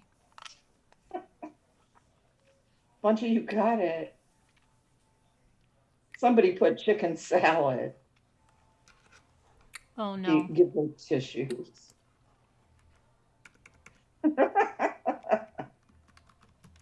Oh, I love some of these answers.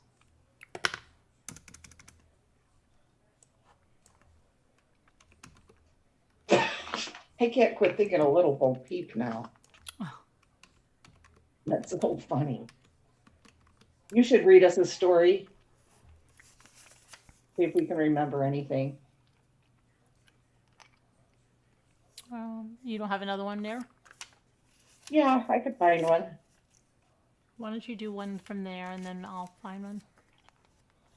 Okay. Adventures with Pets.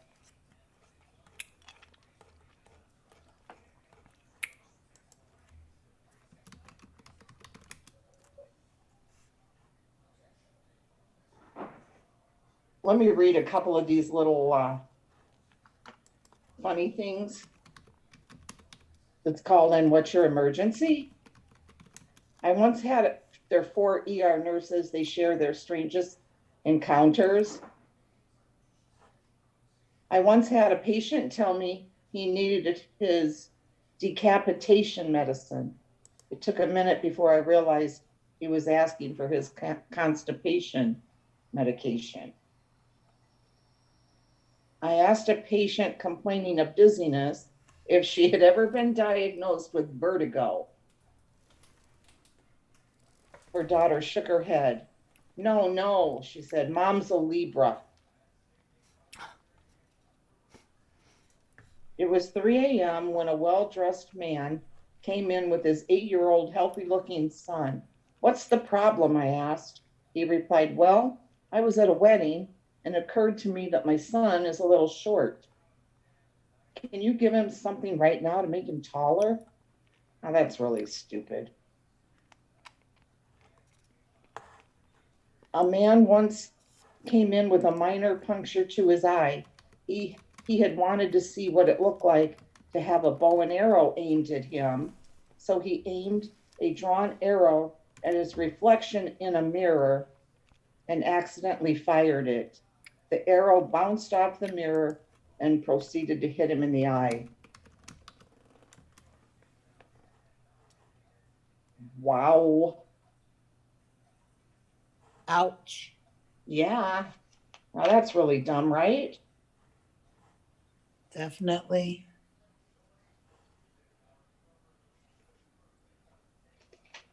Did you find anything yet, Carolyn? No, I thought you were going to read us one more, you said. Okay, all right, I will.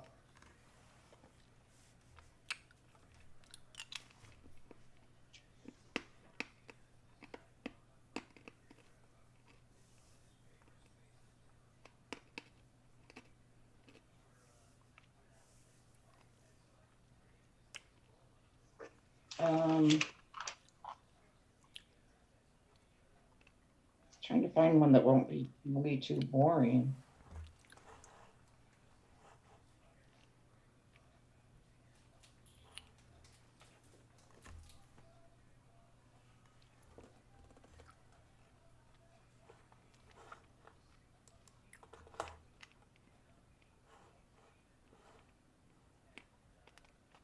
Ooh.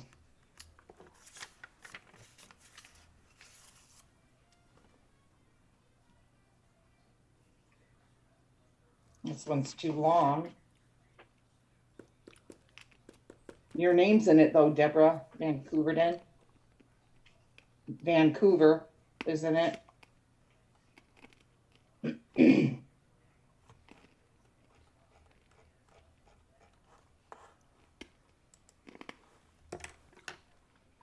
I feel like this is one of the old Reader's Digest, not Reader's Digest, what were those weekly readers, remember?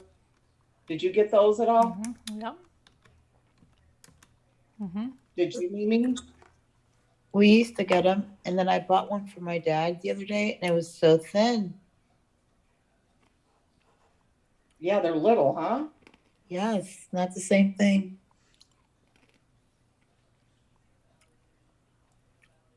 I know there's not much to them anymore. They used to have a No. lot more in them, you know? Yeah, they were awesome. It was Yeah, very, they're very so thin. good. It was extremely thin. Yeah.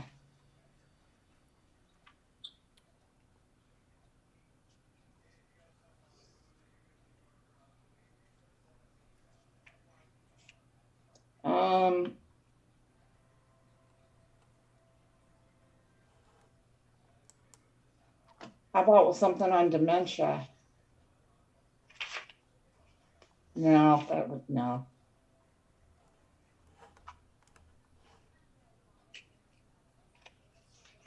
Okay, here we're just going to go with this. Everyday Miracles, class of 75. With open arms at last. The scars that Pat Tribble carried through life were formed nearly 50 years ago, inflicted by fellow students in Woodland, Washington, who picked on him because he was different.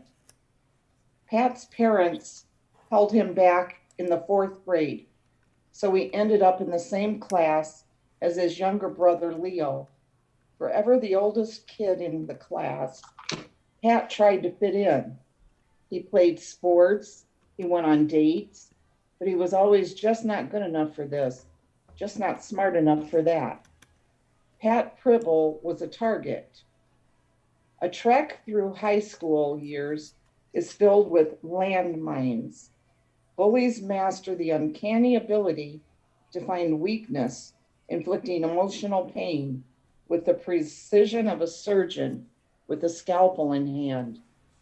Allies vanish as being popular becomes more seductive than being loyal. Wow, this is sounding kind of familiar in a way, right? Mm-hmm. After graduating, Pat drifted and lost his way. He was homeless for a stretch, and he never married or had children. He never had a career, only a series of jobs.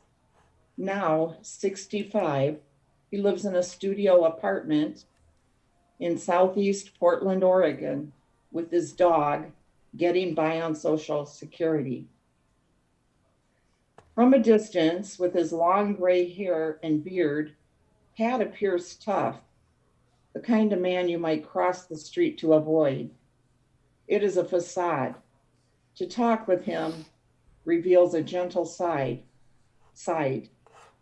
He speaks quietly, measuring his words, careful not to reveal what he is thinking and feeling, as those were the very things others once seized upon to mock him. Leo said his older brother always stood up for him. As a self-described closeted gay man in a small town, Leo said he kept his quote unquote head in the sand.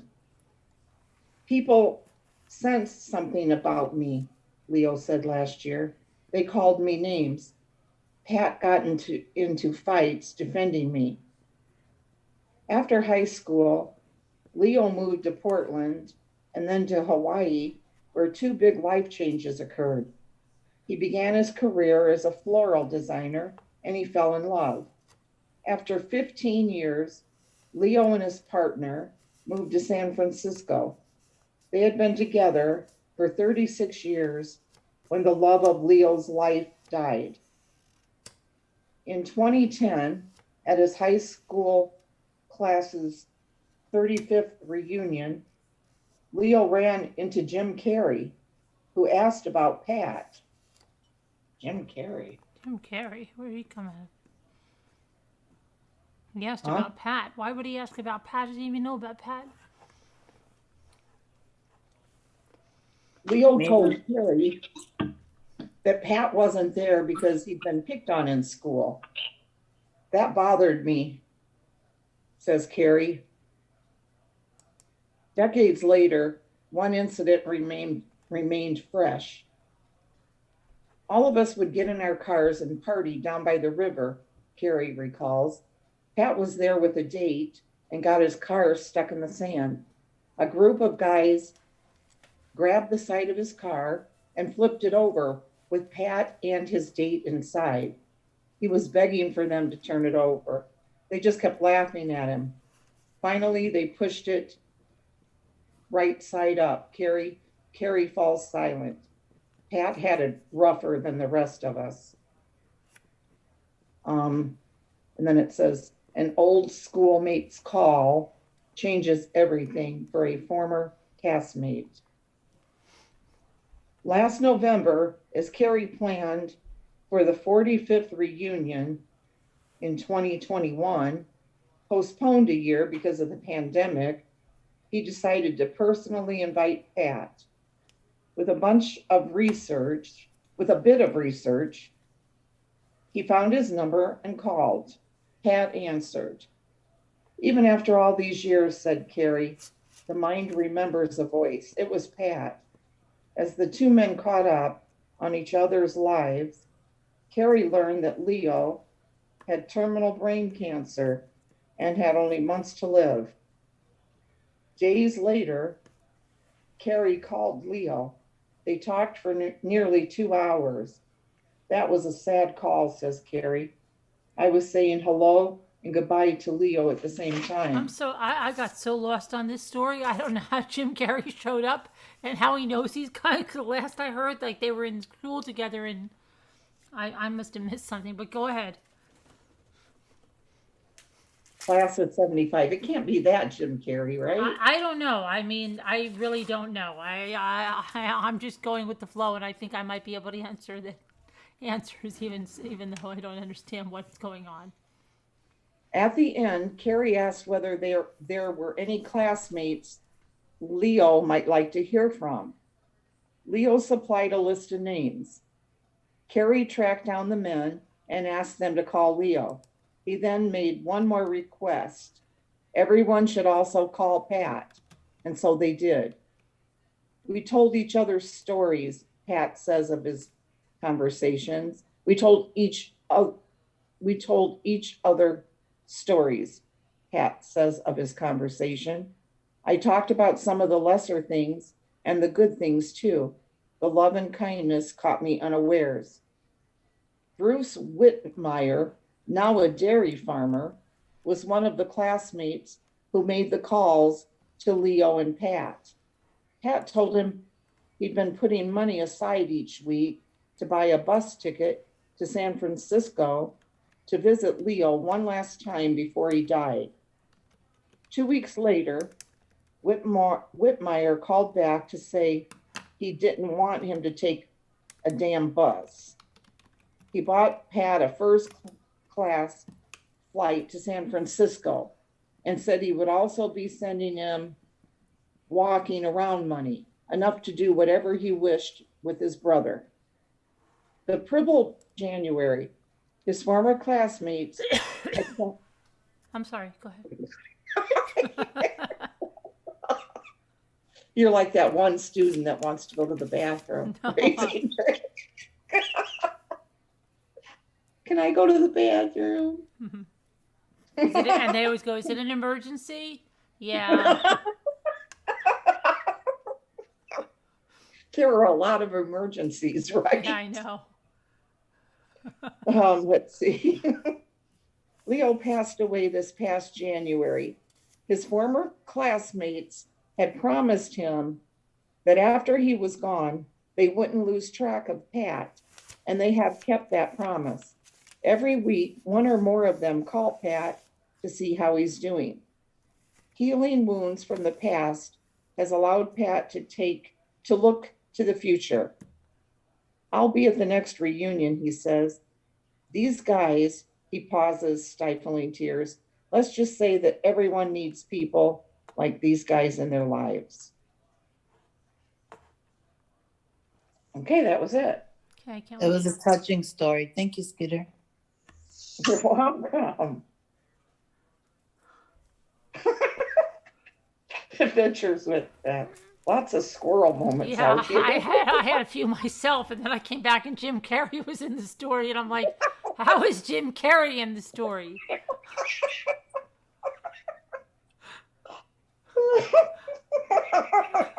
Then you'll see it's over. Oh my God. Well, now they do the class reunions, like 3 classes all together. So maybe Jim was in a younger class. I don't know. I don't know. I just don't know how he ended up in the story. It must be Jim Carrey, though, right? I guess. 'Cause Ask why your would- questions and let's see who was paying attention. Or I forget whatever little I do remember. Lexi, Danielle's yelling for you to take this book again. Manager, I was this close to taking it.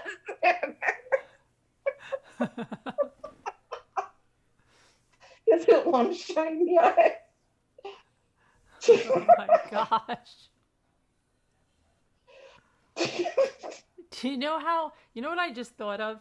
When we were kids, we used to play club, okay, in the summer up here, and we used to all get up early on a certain day, and then we would have like all this agenda and everything to do. Can you imagine if you did that online with your friends today, and you're like, everybody has to report 9 a.m. and this is what we're going to do. I'm going to vote in the officers because we had a president, a vice president, a treasurer, and a secretary.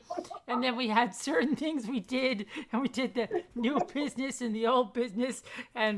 But you could do that like while you're okay. And then there'll be like a store. And you imagine doing that online as adults now? And does everybody have their lunch because we're going to eat our lunch together? And you packed your little lunch. And so can you imagine that? And everybody's going to go for a walk. And everybody would have to be walking on the Zoom and do the walk because we used to go down to the beach and collect bottle caps because we were the bottle capping club. And then we would come back and we would see who got, the rare ones. And then, oh my gosh, we actually paid dues and everything. It's crazy, yeah. So that would be, I wonder if that would be something to relive that again. All right. I'd rather take the SAT.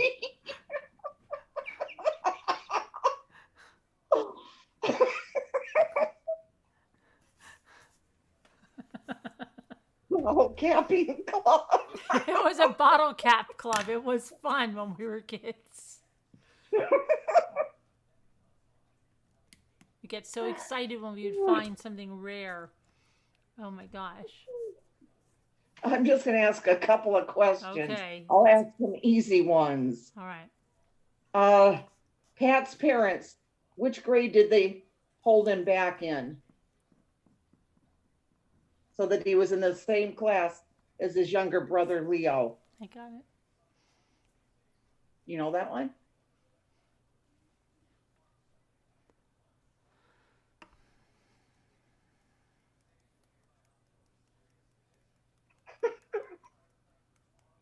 Do you have it, Mimi? Yep. Carolyn, Mimi, do you have it? Do you know the answer? Don't look at chat. No, I don't have the answer and I can't see chat. Okay. I guess Davita's still out. She's muted. I was going to give her my magic cure for her migraines, but she left. Oh, you have a magic cure? Well, it's one regular Tylenol, Mm-hmm. 2 aspirin, and half cup of black coffee. All the, caffeine. Yep. Yeah, works. I'll ask, which one of the brothers moved to San Francisco, Pat or Leo? You can tell me when I can answer, Scooter. Okay. Danielle, Davita's smart.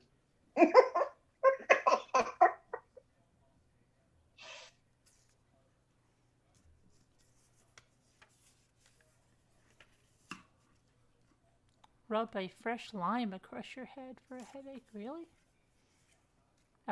Cut open or just in the skin? What do you...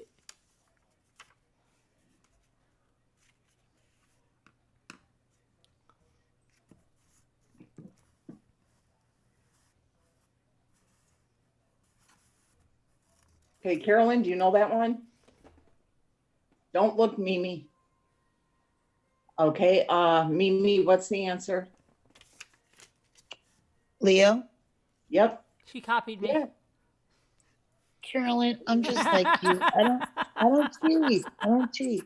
I know. And your sheet was kind of bright. It was bright anyway. I couldn't read it. I have eye problems. I'm not I asking can't- anymore for that. You guys are hilarious. I love it. That's it? That whole Yeah, story? 2 freaking questions? Oh my gosh. I could have stopped listening and like halfway through. Seriously? 2 questions? We sat through that story for 2 questions?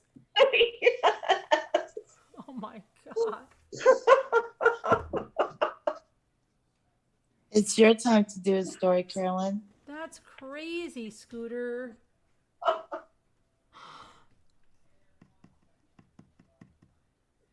my gosh, that is so crazy. I gotta grab a water, so don't start.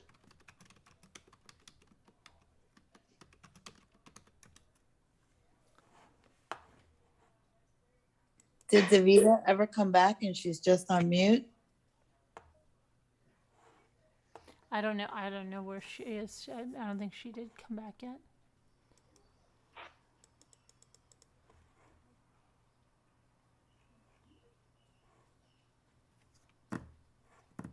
I think she actually has like a migraine, not just a headache, you know? Mm-hmm.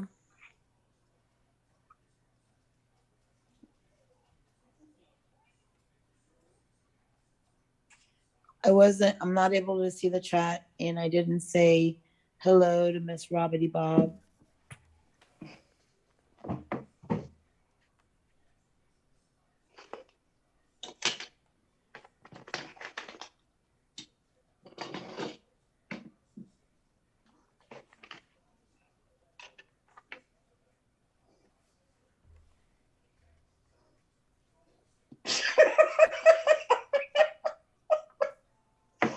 Tammy, whoa, half-hour story about Jim Carrey. No questions about him.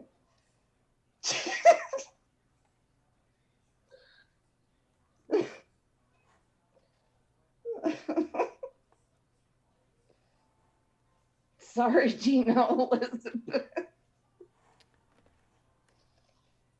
The story was sad, right, Jeanette? It was touching.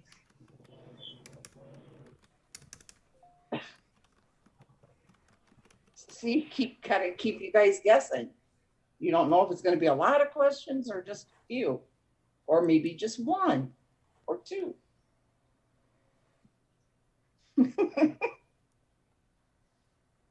Sorry, Gina Elizabeth. No, Is Kevin Leonard in chat tonight? no, I was wondering, where is Kevin? I've been missing him. Doesn't he know that's like his duty? Maybe he's finally getting a little bit of rest. He has a real hard time sleeping. I think we all do. Okay, are you ready? Yes, ma'am. Yeah. Okay. I can't look at chat. Oh, you I'm can't gonna hear? listen. No, I'm not looking at chat because I want to concentrate. How does Tarzan make his call? What is Tarzan's call? You have a super chat, Carolyn. Oh, what is Tarzan's call? Oh. Let me go back in. Oh, look at that. I'm gonna It's a look. big one. I'm looking. Open. Let me see. Hold on. Can I have what Scooter is smoking? Check out. Oh, in your emails. Yeah, I just found all of your emails in my spam, so I will check it out. Thank you very much. Thank you. Okay. Yes, well, I don't think she's smoking anything. I think it's natural. Okay. What is the call? What is the call Tarzan makes? Oh. Okay. All right. Okay. Yeah. All right. Okay. Because I've got that's how this story starts, and the way they have it written out, it doesn't sound like Tarzan's call. I don't know. Well, we did whatever Scooter said. We're going with that. That's just imagine it starts with that Tarzan call. Tarzan's blood-curdling cry still carries, although more than 50 years have passed since fiction's #1 nature boy first made his appearance in print. Since 1912, he has been whooping from the African treetops, defending chimpanzees, eluding crocodiles, and being generally bad news to evil white men on safari. This has lasted through 23 novels, 30 motion pictures, more than a decade of 15-minute radio plays, countless comic books, and a newspaper comic strip that has been strung out for 33 years. Anyone who can live 50 years principally in the company of chimpanzees with only his wife Jane and his son, Boy, to offer any regular human contact is bound to be a fairly strange character. But strange as he is, Tarzan is scarcely a stranger character than his creator, the late Edgar Rice Burroughs. Burroughs was born in Chicago in 1875 and was the son of wealthy parents. By the time he reached voting age, after spending most of his late boyhood flunking out of some of the more fashionable prep schools, he was orphaned and penniless. His father had unfortunately managed both to go broke and to die in the same year, 1894. Undaunted, young Burroughs set out to make his fortune, and in the next several years he succeeded in being fired in turn from jobs as a cattle driver, a railroad policeman, a law clerk, a door-to-door peddler, and a stenographer. He also found time to fail in several businesses of his own, including an advertising agency that he led into bankruptcy in less than a year, and a correspondence school for, of all things, young men who wanted to learn how to succeed in business. At the age of 37, Burroughs was back where he started, out of work. Hold on a minute. I have to get, where's the rest of my story here? Hold on. I know I'm going to fail all You're this. not, 'cause I just keep stop. spacing out. You're not going to fail it. Just hang on. I'm wanting the tomato sandwich. That's where my mind's going. Oh, dumb. Tomato sandwich, really? Yes, I love that. Tomato on toast with butter and pepper and a little bit of salt. Thanks, Scooter. I've never had one. I'm gonna try it. Oh, it's so good. Okay, so Because- we're going Here to we go. stop right there. Okay, I'm sorry. And we're going to just do the questions on this stuff that I read to you. Let me get a paper in case I know any of them. Okay, number 1. The turning point in Burroughs' life from failure to success occurred about the time his father died, the middle of his life. No, you can't answer that one. Hold on a minute.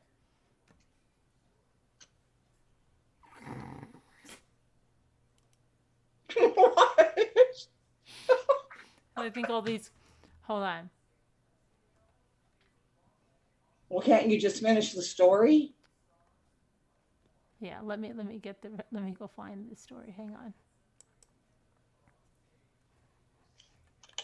Oh, here I have the rest of the story. Okay, good. Hang on. Sorry about that. All right, now I've got the rest of the story. Now I don't feel silly. Now you know the first question, so that's not good. Okay. Scarcely a nickel to his name. By that time, he had become so unhappy over his continued failures that as a form of escape, he had taken to spending an hour or two each night telling himself fantastic stories that he made up as he went along. Nowadays, this sort of behavior usually lends to the psychiatric couch. Burroughs instead took to writing out his fantasies. He began by writing a wild science fiction novel which he was so pleased, to his astonishment, was bought by a pulp magazine for $400. From that time on, Burroughs, the unsuccessful businessman, became Burroughs, the successful professional writer. In a couple of months, he sold his first Tarzan tale, appropriately titled Tarzan of the Apes, to the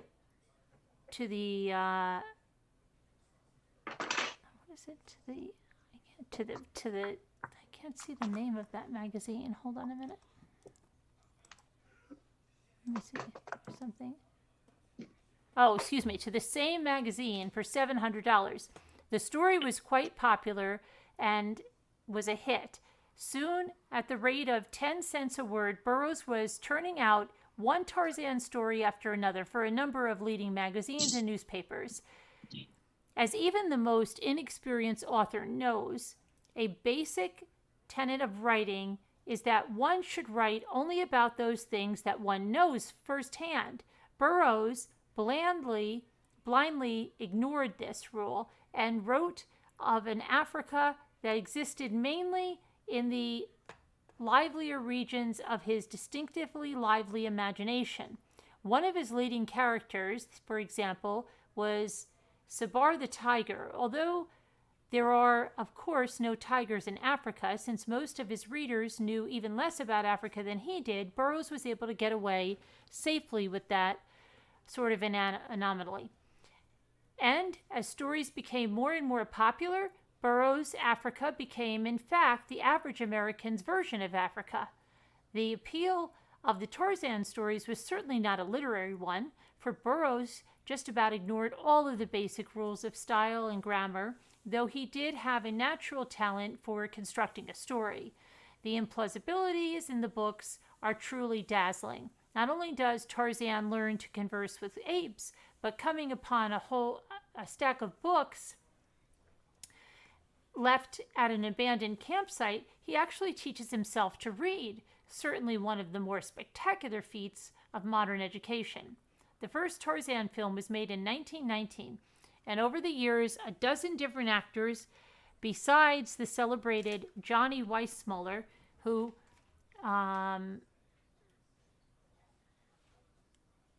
reigned in this cinematic Tarzan from 1932 to 1946, have played the iconic ape man. One talking film came in Tarzan's, I don't know, there's something here, Tarzan's came in, Tarzan, I can't, with eerie tree yell created, there's like a thing here, hold on a minute, I've got to make this smaller because there's a symbol all over the stupid thing. Hold on a minute. Like, hold on. Sorry about this. Now everybody's going to say, well, I got, okay, there we go. With his eerie treetop yell created in Weissmuller's day by mixing live different sounds on the soundtrack. These included a high C song sung by a soprano, Weissmuller himself screaming at the top of his lungs, and a recording of a hyena's howl played backwards. When Burroughs graduated into the lush financial world of movie sales and 15th editions, he bought a ranch in California and called it Tarzana. He then settled down to the life of a gentleman rancher, taking time out to dictate a new Tarzan book every year. Meanwhile, the money rolled in from all sides, and in 1930, Burroughs was a multimillionaire. His early failures now forgotten, he saw everything he touched turn to gold. His ranch acreage became so valuable that in the mid-30s, he sold it off for a house, for house lots, then creating the town Tarzana and making a financial killing of more millions. Tarzana, look at that. During his lifetime, the Tarzan industry was enormous. There were Tarzan ice cream, Tarzan bread, Tarzan school bags, Tarzan penknives, Tarzan paint books, Tarzan jungle costumes, Tarzan candy and chewing gum, and Tarzan toys of all kinds. By the time Burroughs died in 1950, the name Tarzan was already in Webster's dictionary. There was a Tarzan, Texas, as well as his own Tarzana, California, and there was hardly a person in America who hadn't in one way or another been exposed to Tarzan, Jane, and Boy. Today, in the age of space, Tarzan continues to thrive.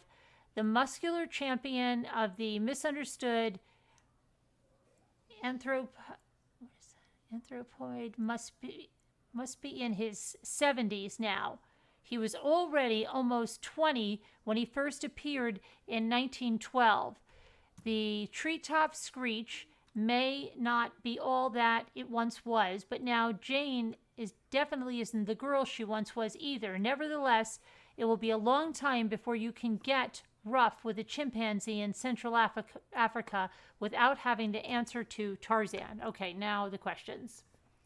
The turning point in Burroughs' life from failure to success occurred about A, the time his father died, B, the middle of his life, or C, 15 years before he died.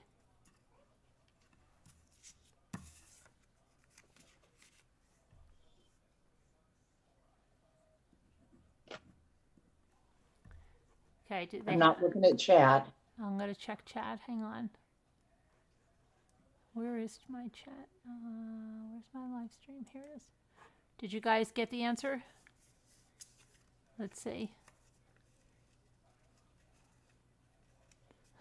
No one's put up the answer yet. A, B, or C?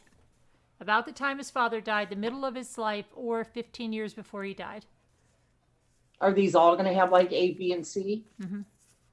Oh, good. Nobody's putting up an answer yet. Well, I already wrote mine, so. Okay. Tomato sandwich. All of the above. Okay, now they still, let me get the, hold on. Can I show you? You said A? Okay. I know that's not the answer, but okay. Oh, I knew it. I knew it couldn't be, but for some And reason. I got the right answer. I put mine down. B. B was the answer. Okay. What was it though? B is the middle of his life. Okay. You knew that, Mimi?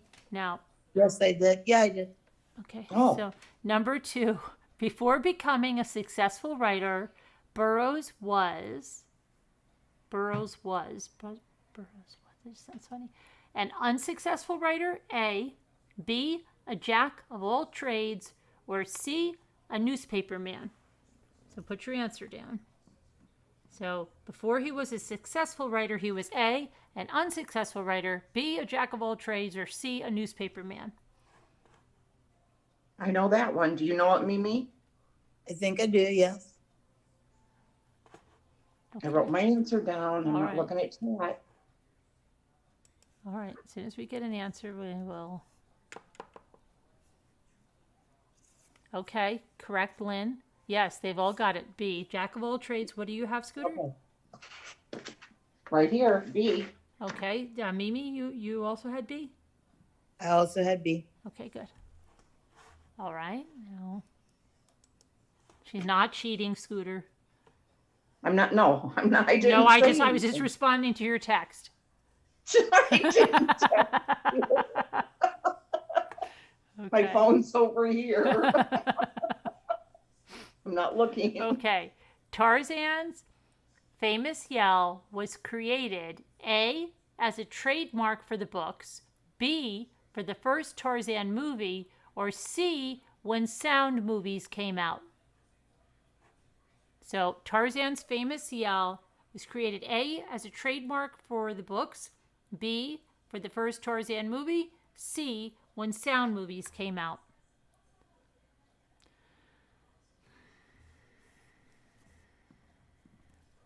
I gotta look at the chat now, see what they are saying. You're not looking at chat, right? She can't Mimi? see the chat. She's I can't see chat. Okay. Because I'm going to have you go before me, and then I'll show my written answer. Okay. All right. So why don't you go, Mimi? What do you think it is? I think it was A. Okay. Scooter? And I have B. Okay, they're both wrong. It's C. And Renee, Tammy Flo, and Dina, you're all right. Dina, is that you or your husband answering that one? Was that for the sound movies? Yeah. The sound. Okay. Okay. I almost put that. Okay, now the next one is, what examples does the author give to illustrate Burroughs' ignorance of Africa? The writer cites the fact that A, tigers do not live in Africa, B, chimps cannot learn to talk, C, reading is not self-taught. Which one is given to illustrate Burroughs' ignorance of Africa?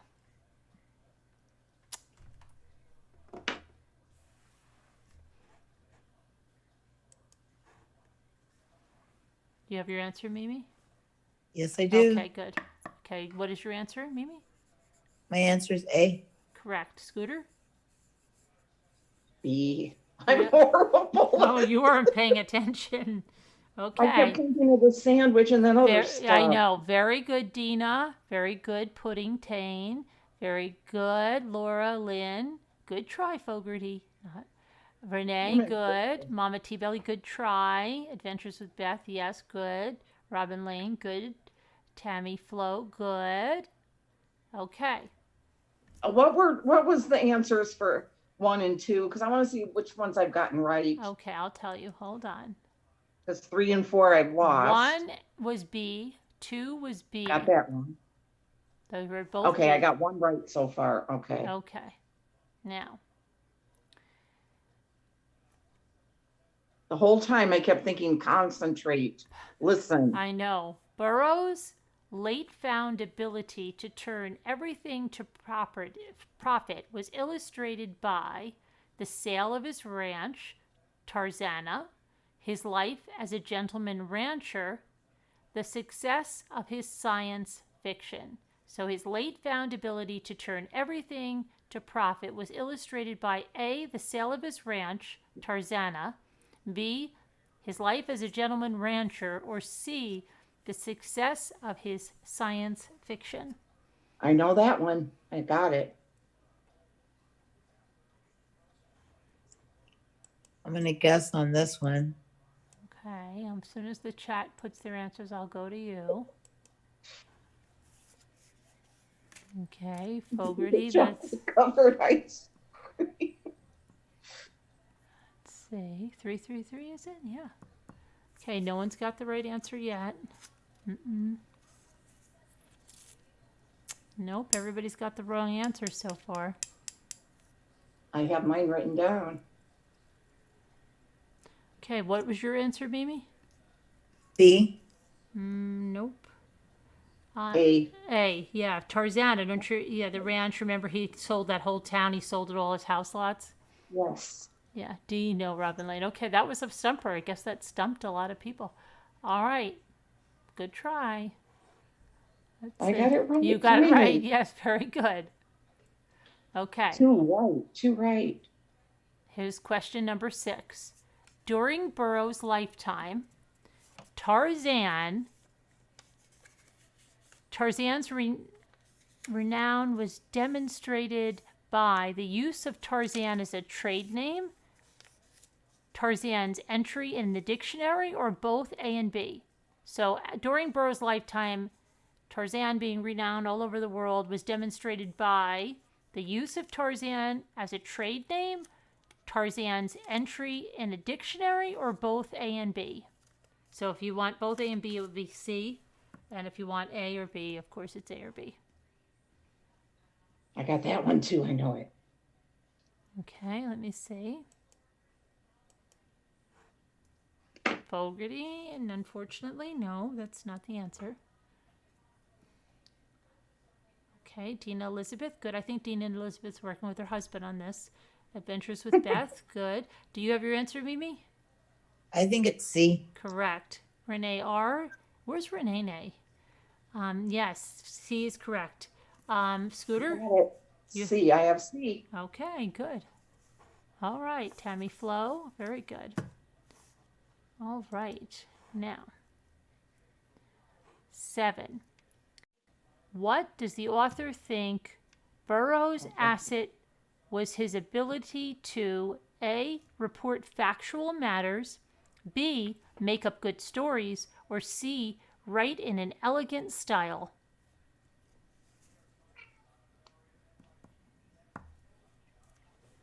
What, baby girl?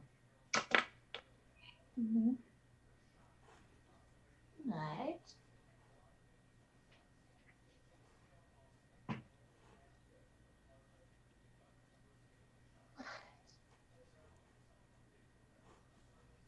Now, why do you want down when you want me to constantly pet you? Okay, let me go back to the chat. Yes, you've got the right answer. Everybody's got the right answer in the chat. Very good. Mimi, do you have the answer? B. Yes. Scooter? B. Okay, good. Everybody got the right answer. Good job. All right. Burroughs began writing because A. Fiction offered an escape. B. He wanted to record his adventures. C. He knew writing would make him rich.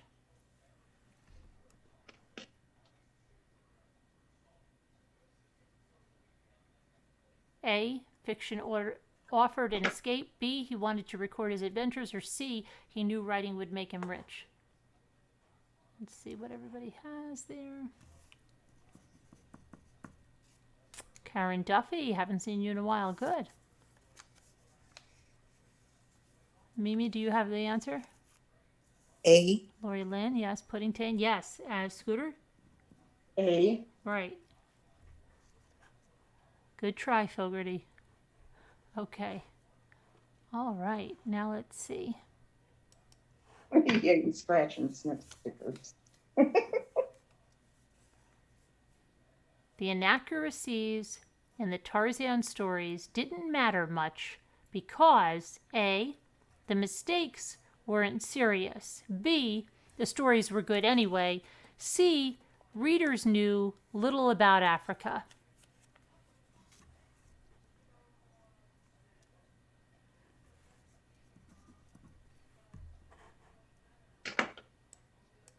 Pencils down. Okay. Let's see. Hi, happy go lucky. Okay, let's see. C, as putting. Do you have your answer, Mimi? I think it's the one where readers knew little about Africa. Right. Yep. That is it. Tomato No, that was sandwich would C? still be wrong. C. Ah, You got it wrong. Okay. Sorry. I Sorry, put B. Sandra. C. Most of you got C. Very good. Paying attention. Very good. Okay. 9. No, we went over that one. Now, that's, let me see. Hi, Raina P. What is this about? Alicia Nelson. Alicia Nelson. Manager had a few too many Xanax. Put the dunce cap on me. That's all the story questions, so you guys did good. Yeah, actually, right? Mm-hmm. That was a fun story. Now I'm glad we found the other part of it. Oh my gosh. Oh my goodness. Okay. And do you remember Johnny Weissmuller? That I know, yeah, played him? yes. I know the Yeah. name and everything, Johnny Weissmuller, yeah. He was actually from, or lived anyway, in the town of Roselle, Illinois. Oh, And I yeah? only know that because my uncle's first wife, Mm-hmm. that's where she was from. And she told me at the time when I was a teenager that he would always be in the bar there, and that there was a tree painted on the wall there, and that he would get drunk and he would try to swing from this painted tree. Really? Yeah, that's what she said. She said it was actually kind of sad. Aw. Johnny Weissmuller. Yeah, I know that name from like just hearing it. Johnny Weissmuller. I actually watched those, the black and white. Yeah? Yeah. Well, let's see, I chose B, though I didn't choose C, I chose B. Really, manager, did you ever hear about that? About him ever living there? Lincoln. Oh, I thought she said Lincoln Park.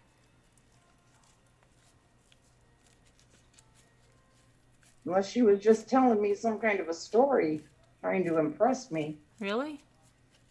No, I'm just saying. Oh, unless that you she mean the had- lady about that thing? Yeah, my uncle's first wife. Yeah, was she known for that, telling lies? I don't know. Can you imagine? You're like, yeah, my uncle divorced her because she was a liar. Divorced, yeah, Can they you got imagine? divorced. Can you imagine? Right? You've not heard that, manager?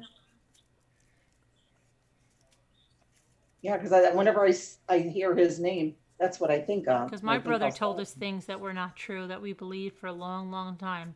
Like Rod Serling was his college roommate, and I told everybody that, all of my friends, until finally one of my sister's boyfriends, because my sister thought it too, said, "Wait a minute, do you know how old Rod Serling is, and how old your brother is? How could he be your brother's college roommate?" But my brother told it so convincingly that it was his college roommate, and he told such scary stories, and he had the whole dorm scared. And I would tell everybody in school, you know, the Twilight Zone, Rod Serling, that was my brother's college roommate. And everybody was That's your like, lawyer brother? no, the middle Oh. one. But yeah. Oh my gosh! And we told my sister and I told everybody that for so long until one of her boyfriends, everybody was just like, "Oh wow, that's so cool." To one of her boyfriends one day was like, "Wait a minute, that could never be."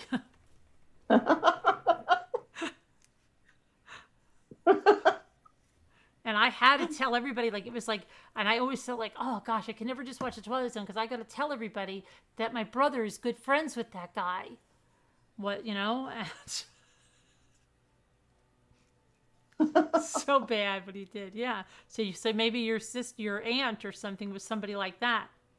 They weren't married real long either. Yeah, They maybe. had a Marine Corps wedding with the dress blues and the swords and all that. Yeah, but maybe she was you that know? kind of a person. I don't Those are remember how awesome long weddings. but Those are it was what- very pretty. Those are what kind of weddings? Military? No, you Yeah. said those are the best They're nice. weddings? He was in the Marines and he went to Nam twice. But yeah, that was his first wife. And I don't know how long they were together. And he had a great sense of humor. And he always had a nickname for her later. But she had one of those jaws, you know, like, what do they call it? An overbite or underbite? One of those jaws that, well, you know, like on the bottom, they come out, Yeah. you know? Sounds I'm lovely. saying. Huh? You make it sound lovely. Like if you were fixing somebody up on a blind date. She's a lovely girl with a great personality.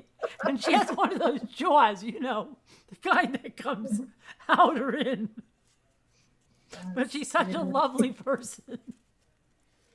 She had a wild personality like him, you know, he was real Yeah. outgoing and funny. And she was kind of like that too. You know what the nickname was? They're trying to guess. The nickname was for who? For his wife once Oh, they got divorced and stuff. does it have to do with her jaw? Yeah, well, he always called her Hatchet Face. Oh, Wait. Lord. Hatchet face, I thought, wait, hatchet face, isn't that when you have very, very sharp features? Like you're like really like a sharp pointy chin and Well, she did That's- have that job. it's like that's like a hatchet, like that they carve it with a hatchet. Right? Isn't that what that's about? Because you have a lot of sharp, pointy features. And the other thing I remember about her, because I was a real young teen, okay? Yeah. Maybe 13. And the other thing I remember is her in the white wedding dress, her hair all poofed up with black, all ratted up, running around at the wedding. And then the other thing is, I walked in on them on accident when, no, On the wedding night? no, You walked in on Johnny Weissmiller? Wait, no. my uncle. This was your uncle? Yeah. How old were He you? had just, I was maybe 13, but How he had old- just come out, okay? He had come out of the bedroom. And He had come out of where? Prison? out of the bedroom. He came Oh. out of the bedroom, okay? Yeah. To go to the bathroom or whatever. All right. Well, I thought I'd go in and talk to her. And me, like a dumb kid, didn't even think anything. And I just opened the door.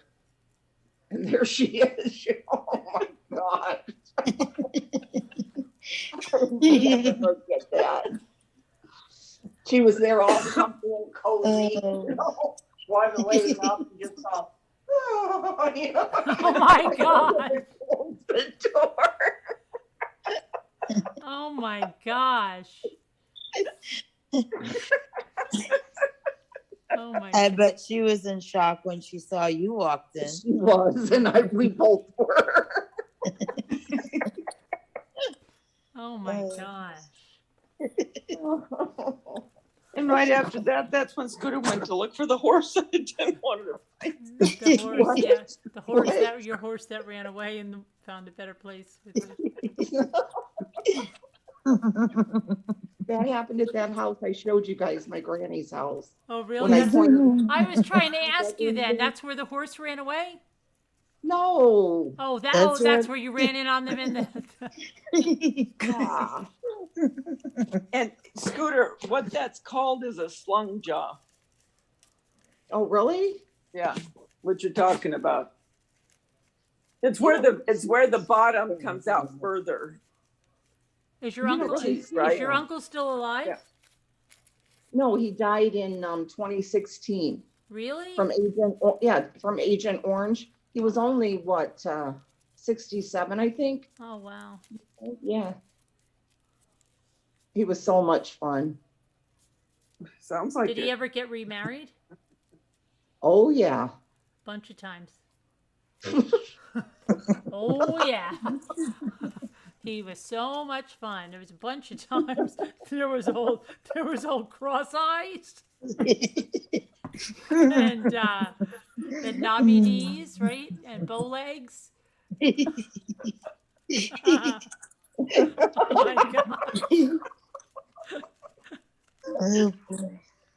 Oh my god. Oh boy, he could tell some stories, and yeah, they were very different. Every wife. Everyone. And How he was long was- gay. He was a closet gay man too. No. No. Get out of here. Scooter. Get I'm not out of joking. here. I'm not Get joking. out of here. And how many times was he married? Well, first there was Alita, with the jaw, and then he married Sue, and they had one little girl. They divorced, and then they remarried each other like a year later. So 1, 2, 3, and then he married Kelly. He said he just married her to teach her a lesson. Teach her a lesson. Marry somebody to teach her a lesson? How do you get married to teach somebody a lesson? What? And Never heard of that. Oh my god. I'm gonna marry you and teach you a lesson. What did he teach her? I don't know. He just said it was to teach her a lesson. And you never asked what the lesson was? Oh my god. I would have asked. Oh, I would have asked too. He was a character. You guys, if he was alive and could come on here, you guys would be laughing your heads off. We Okay. probably would. So wait, then he was gay. He never announced he was gay until ever? So how'd you know? And he would never tell me. He would tell my cousin, who's, a few months older than me, and on my dad's side of the family, okay? This is He on was your my dad's mom's side? brother. Oh, he's your Yeah. mother's brother. No, wait, he's He's your my mother. mom's brother. But Oh. I was always with my cousin on my dad's side, so he would babysit me and her brother and sister and everything. Anyway, he would tell her, but he never would tell me. He You would know tell why? her that he's gay and never you? He told her because I would be too shocked. Wait, when he was still marrying people when he was gay? Like when he told people? I guess, yeah. But he That's- never would tell me, That's weird. Okay. isn't it? Yeah, and so how did you find out he was gay then? Well, I knew. Oh, you knew he was different? Yeah, But maybe he was bi. that's what I'm thinking too. Yeah, Yeah. I mean, why would you marry so many women? that's true, right? Yeah. Yeah. I bet you he was bi. Yeah, he wasn't just, you know what I mean? Yeah, yeah.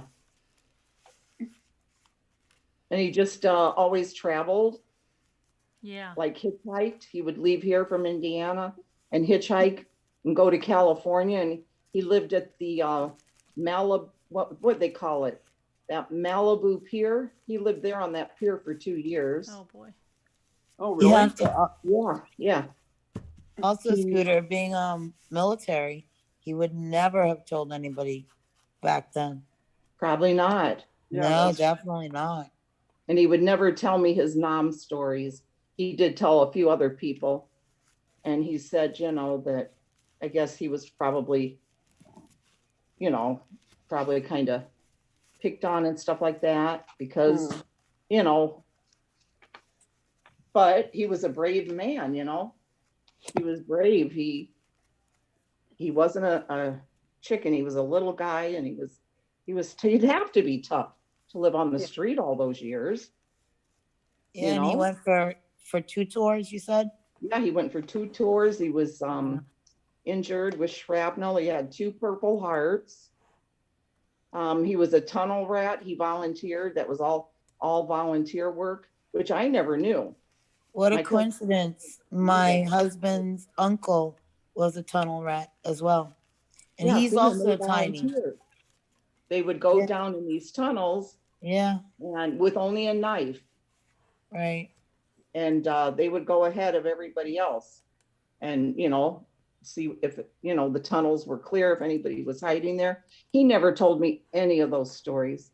There were some times I'd say, Randall, please just tell me one, and he'd just shake his head and say, no, Debbie, no, I can't. And he could never listen to the fireworks. He would freak out. He would never go to a fireworks. He would just go home, and hide. But he was a good Yeah. guy. He was a very good man. I Just heard- did his own thing, he did his own thing. Yeah. I heard a few stories from, what would he be? He would be my uncle-in-law. A few stories, but I don't know how his life actually is because they don't live close to us anymore. But I'm Uh-huh. sure that I know my dad had some friends that were in Vietnam and they just had horrible lives after that war. That's terrible, isn't it? I And had they friends got no there, too. support. What? Yeah. They I didn't had get friends that support. came- What, Yeah. Davida?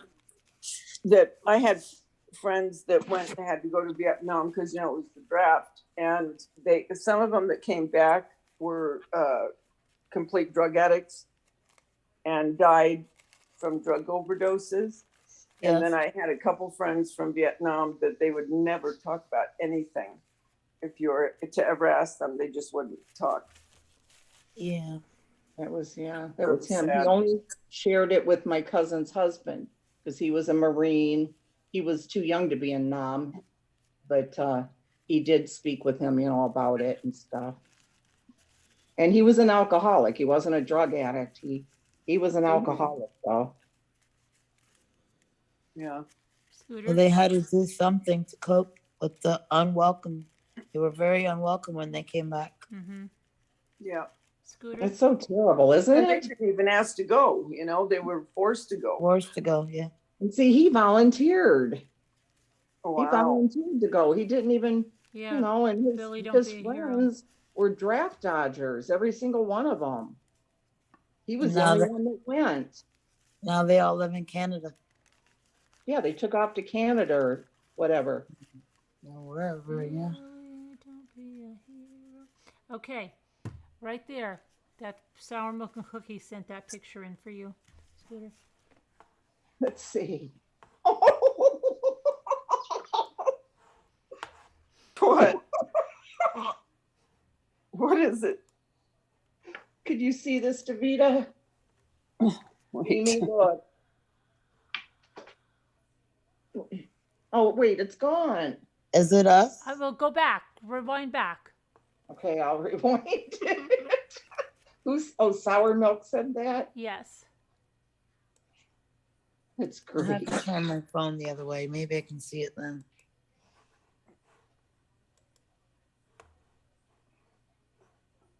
Where'd it go?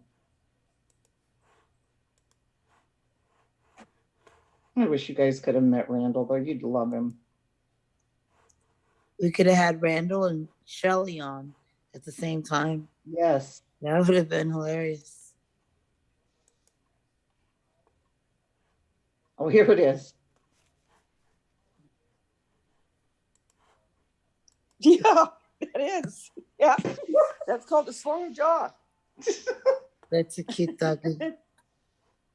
That is what they look like, though, kind of. I mean, but they can keep their Wow. teeth in a little bit.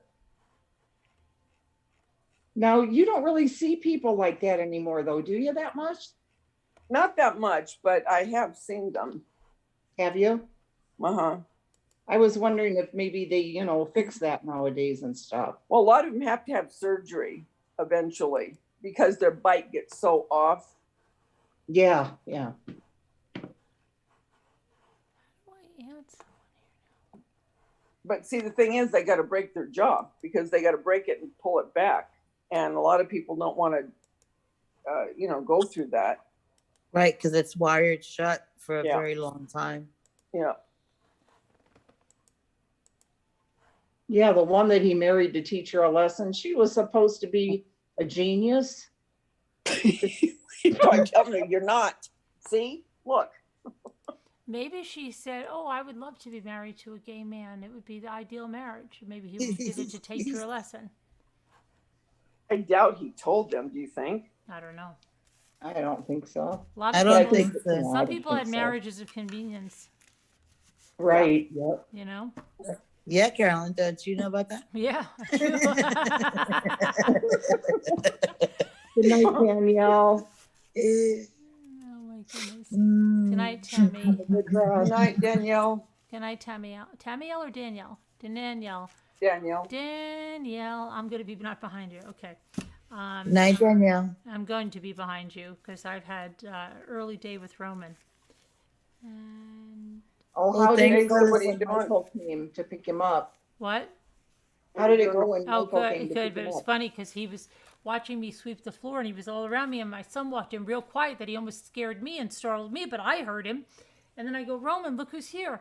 Roman, look who's here. He just kept looking at the broom. My son was like, nice. And then I said, well, say something. He said, hey. And then the dog jumped like 10 feet in the air.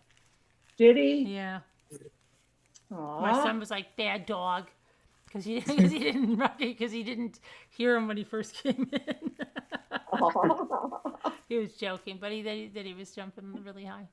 But I bet he was so excited to yeah, see but I him. said, well, it was good though because before the Florida trip, he'll know like, okay, I can stay here. My dad will come back.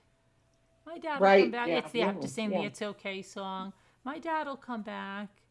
It's okay. Oh, he's going to Florida? For a week, yeah, Oh, wow. yeah. Visit his friend. Feeling better, Davida? Yeah, my head. Yeah, the headache's subsiding, thank God. Great, great. But I'm gonna call it a night. It's 4:00, ladies and gentlemen. All right. Well, So thank you guys for but- the stories Yeah. and the laughs. Yep. And clearing Much up the drama. appreciated. So if you hear Yeah. the It drama, was fun if tonight. you hear the drama, you said it straight. It was not MRB. Stop blaming MRB. Say it. Hashtag Stop stop blaming Yeah, MRB. stop blaming MRB. She's not your scapegoat. I probably need some merch like that. MRB did not do it. Stop blaming her. Oh my God. I get blamed for everything, and it's so much that anytime I see anything going on in my feed, I go to Jimmy. Watch this. I guarantee you, I'm gonna be the one that they say did this or that, and well, sure enough, I am. Oh, Yep, yep. MRB. Okay. All right. Well, good night, See you everybody. guys. Yeah, Thank you you too, for Time. everything. Yeah. All right. you. Love you guys. Bye now. God bless. Prayers for all, and prayers for Eli Love. and everybody, and prayers. Thank Love you. you guys. Bye. Night. Bye-bye, everybody.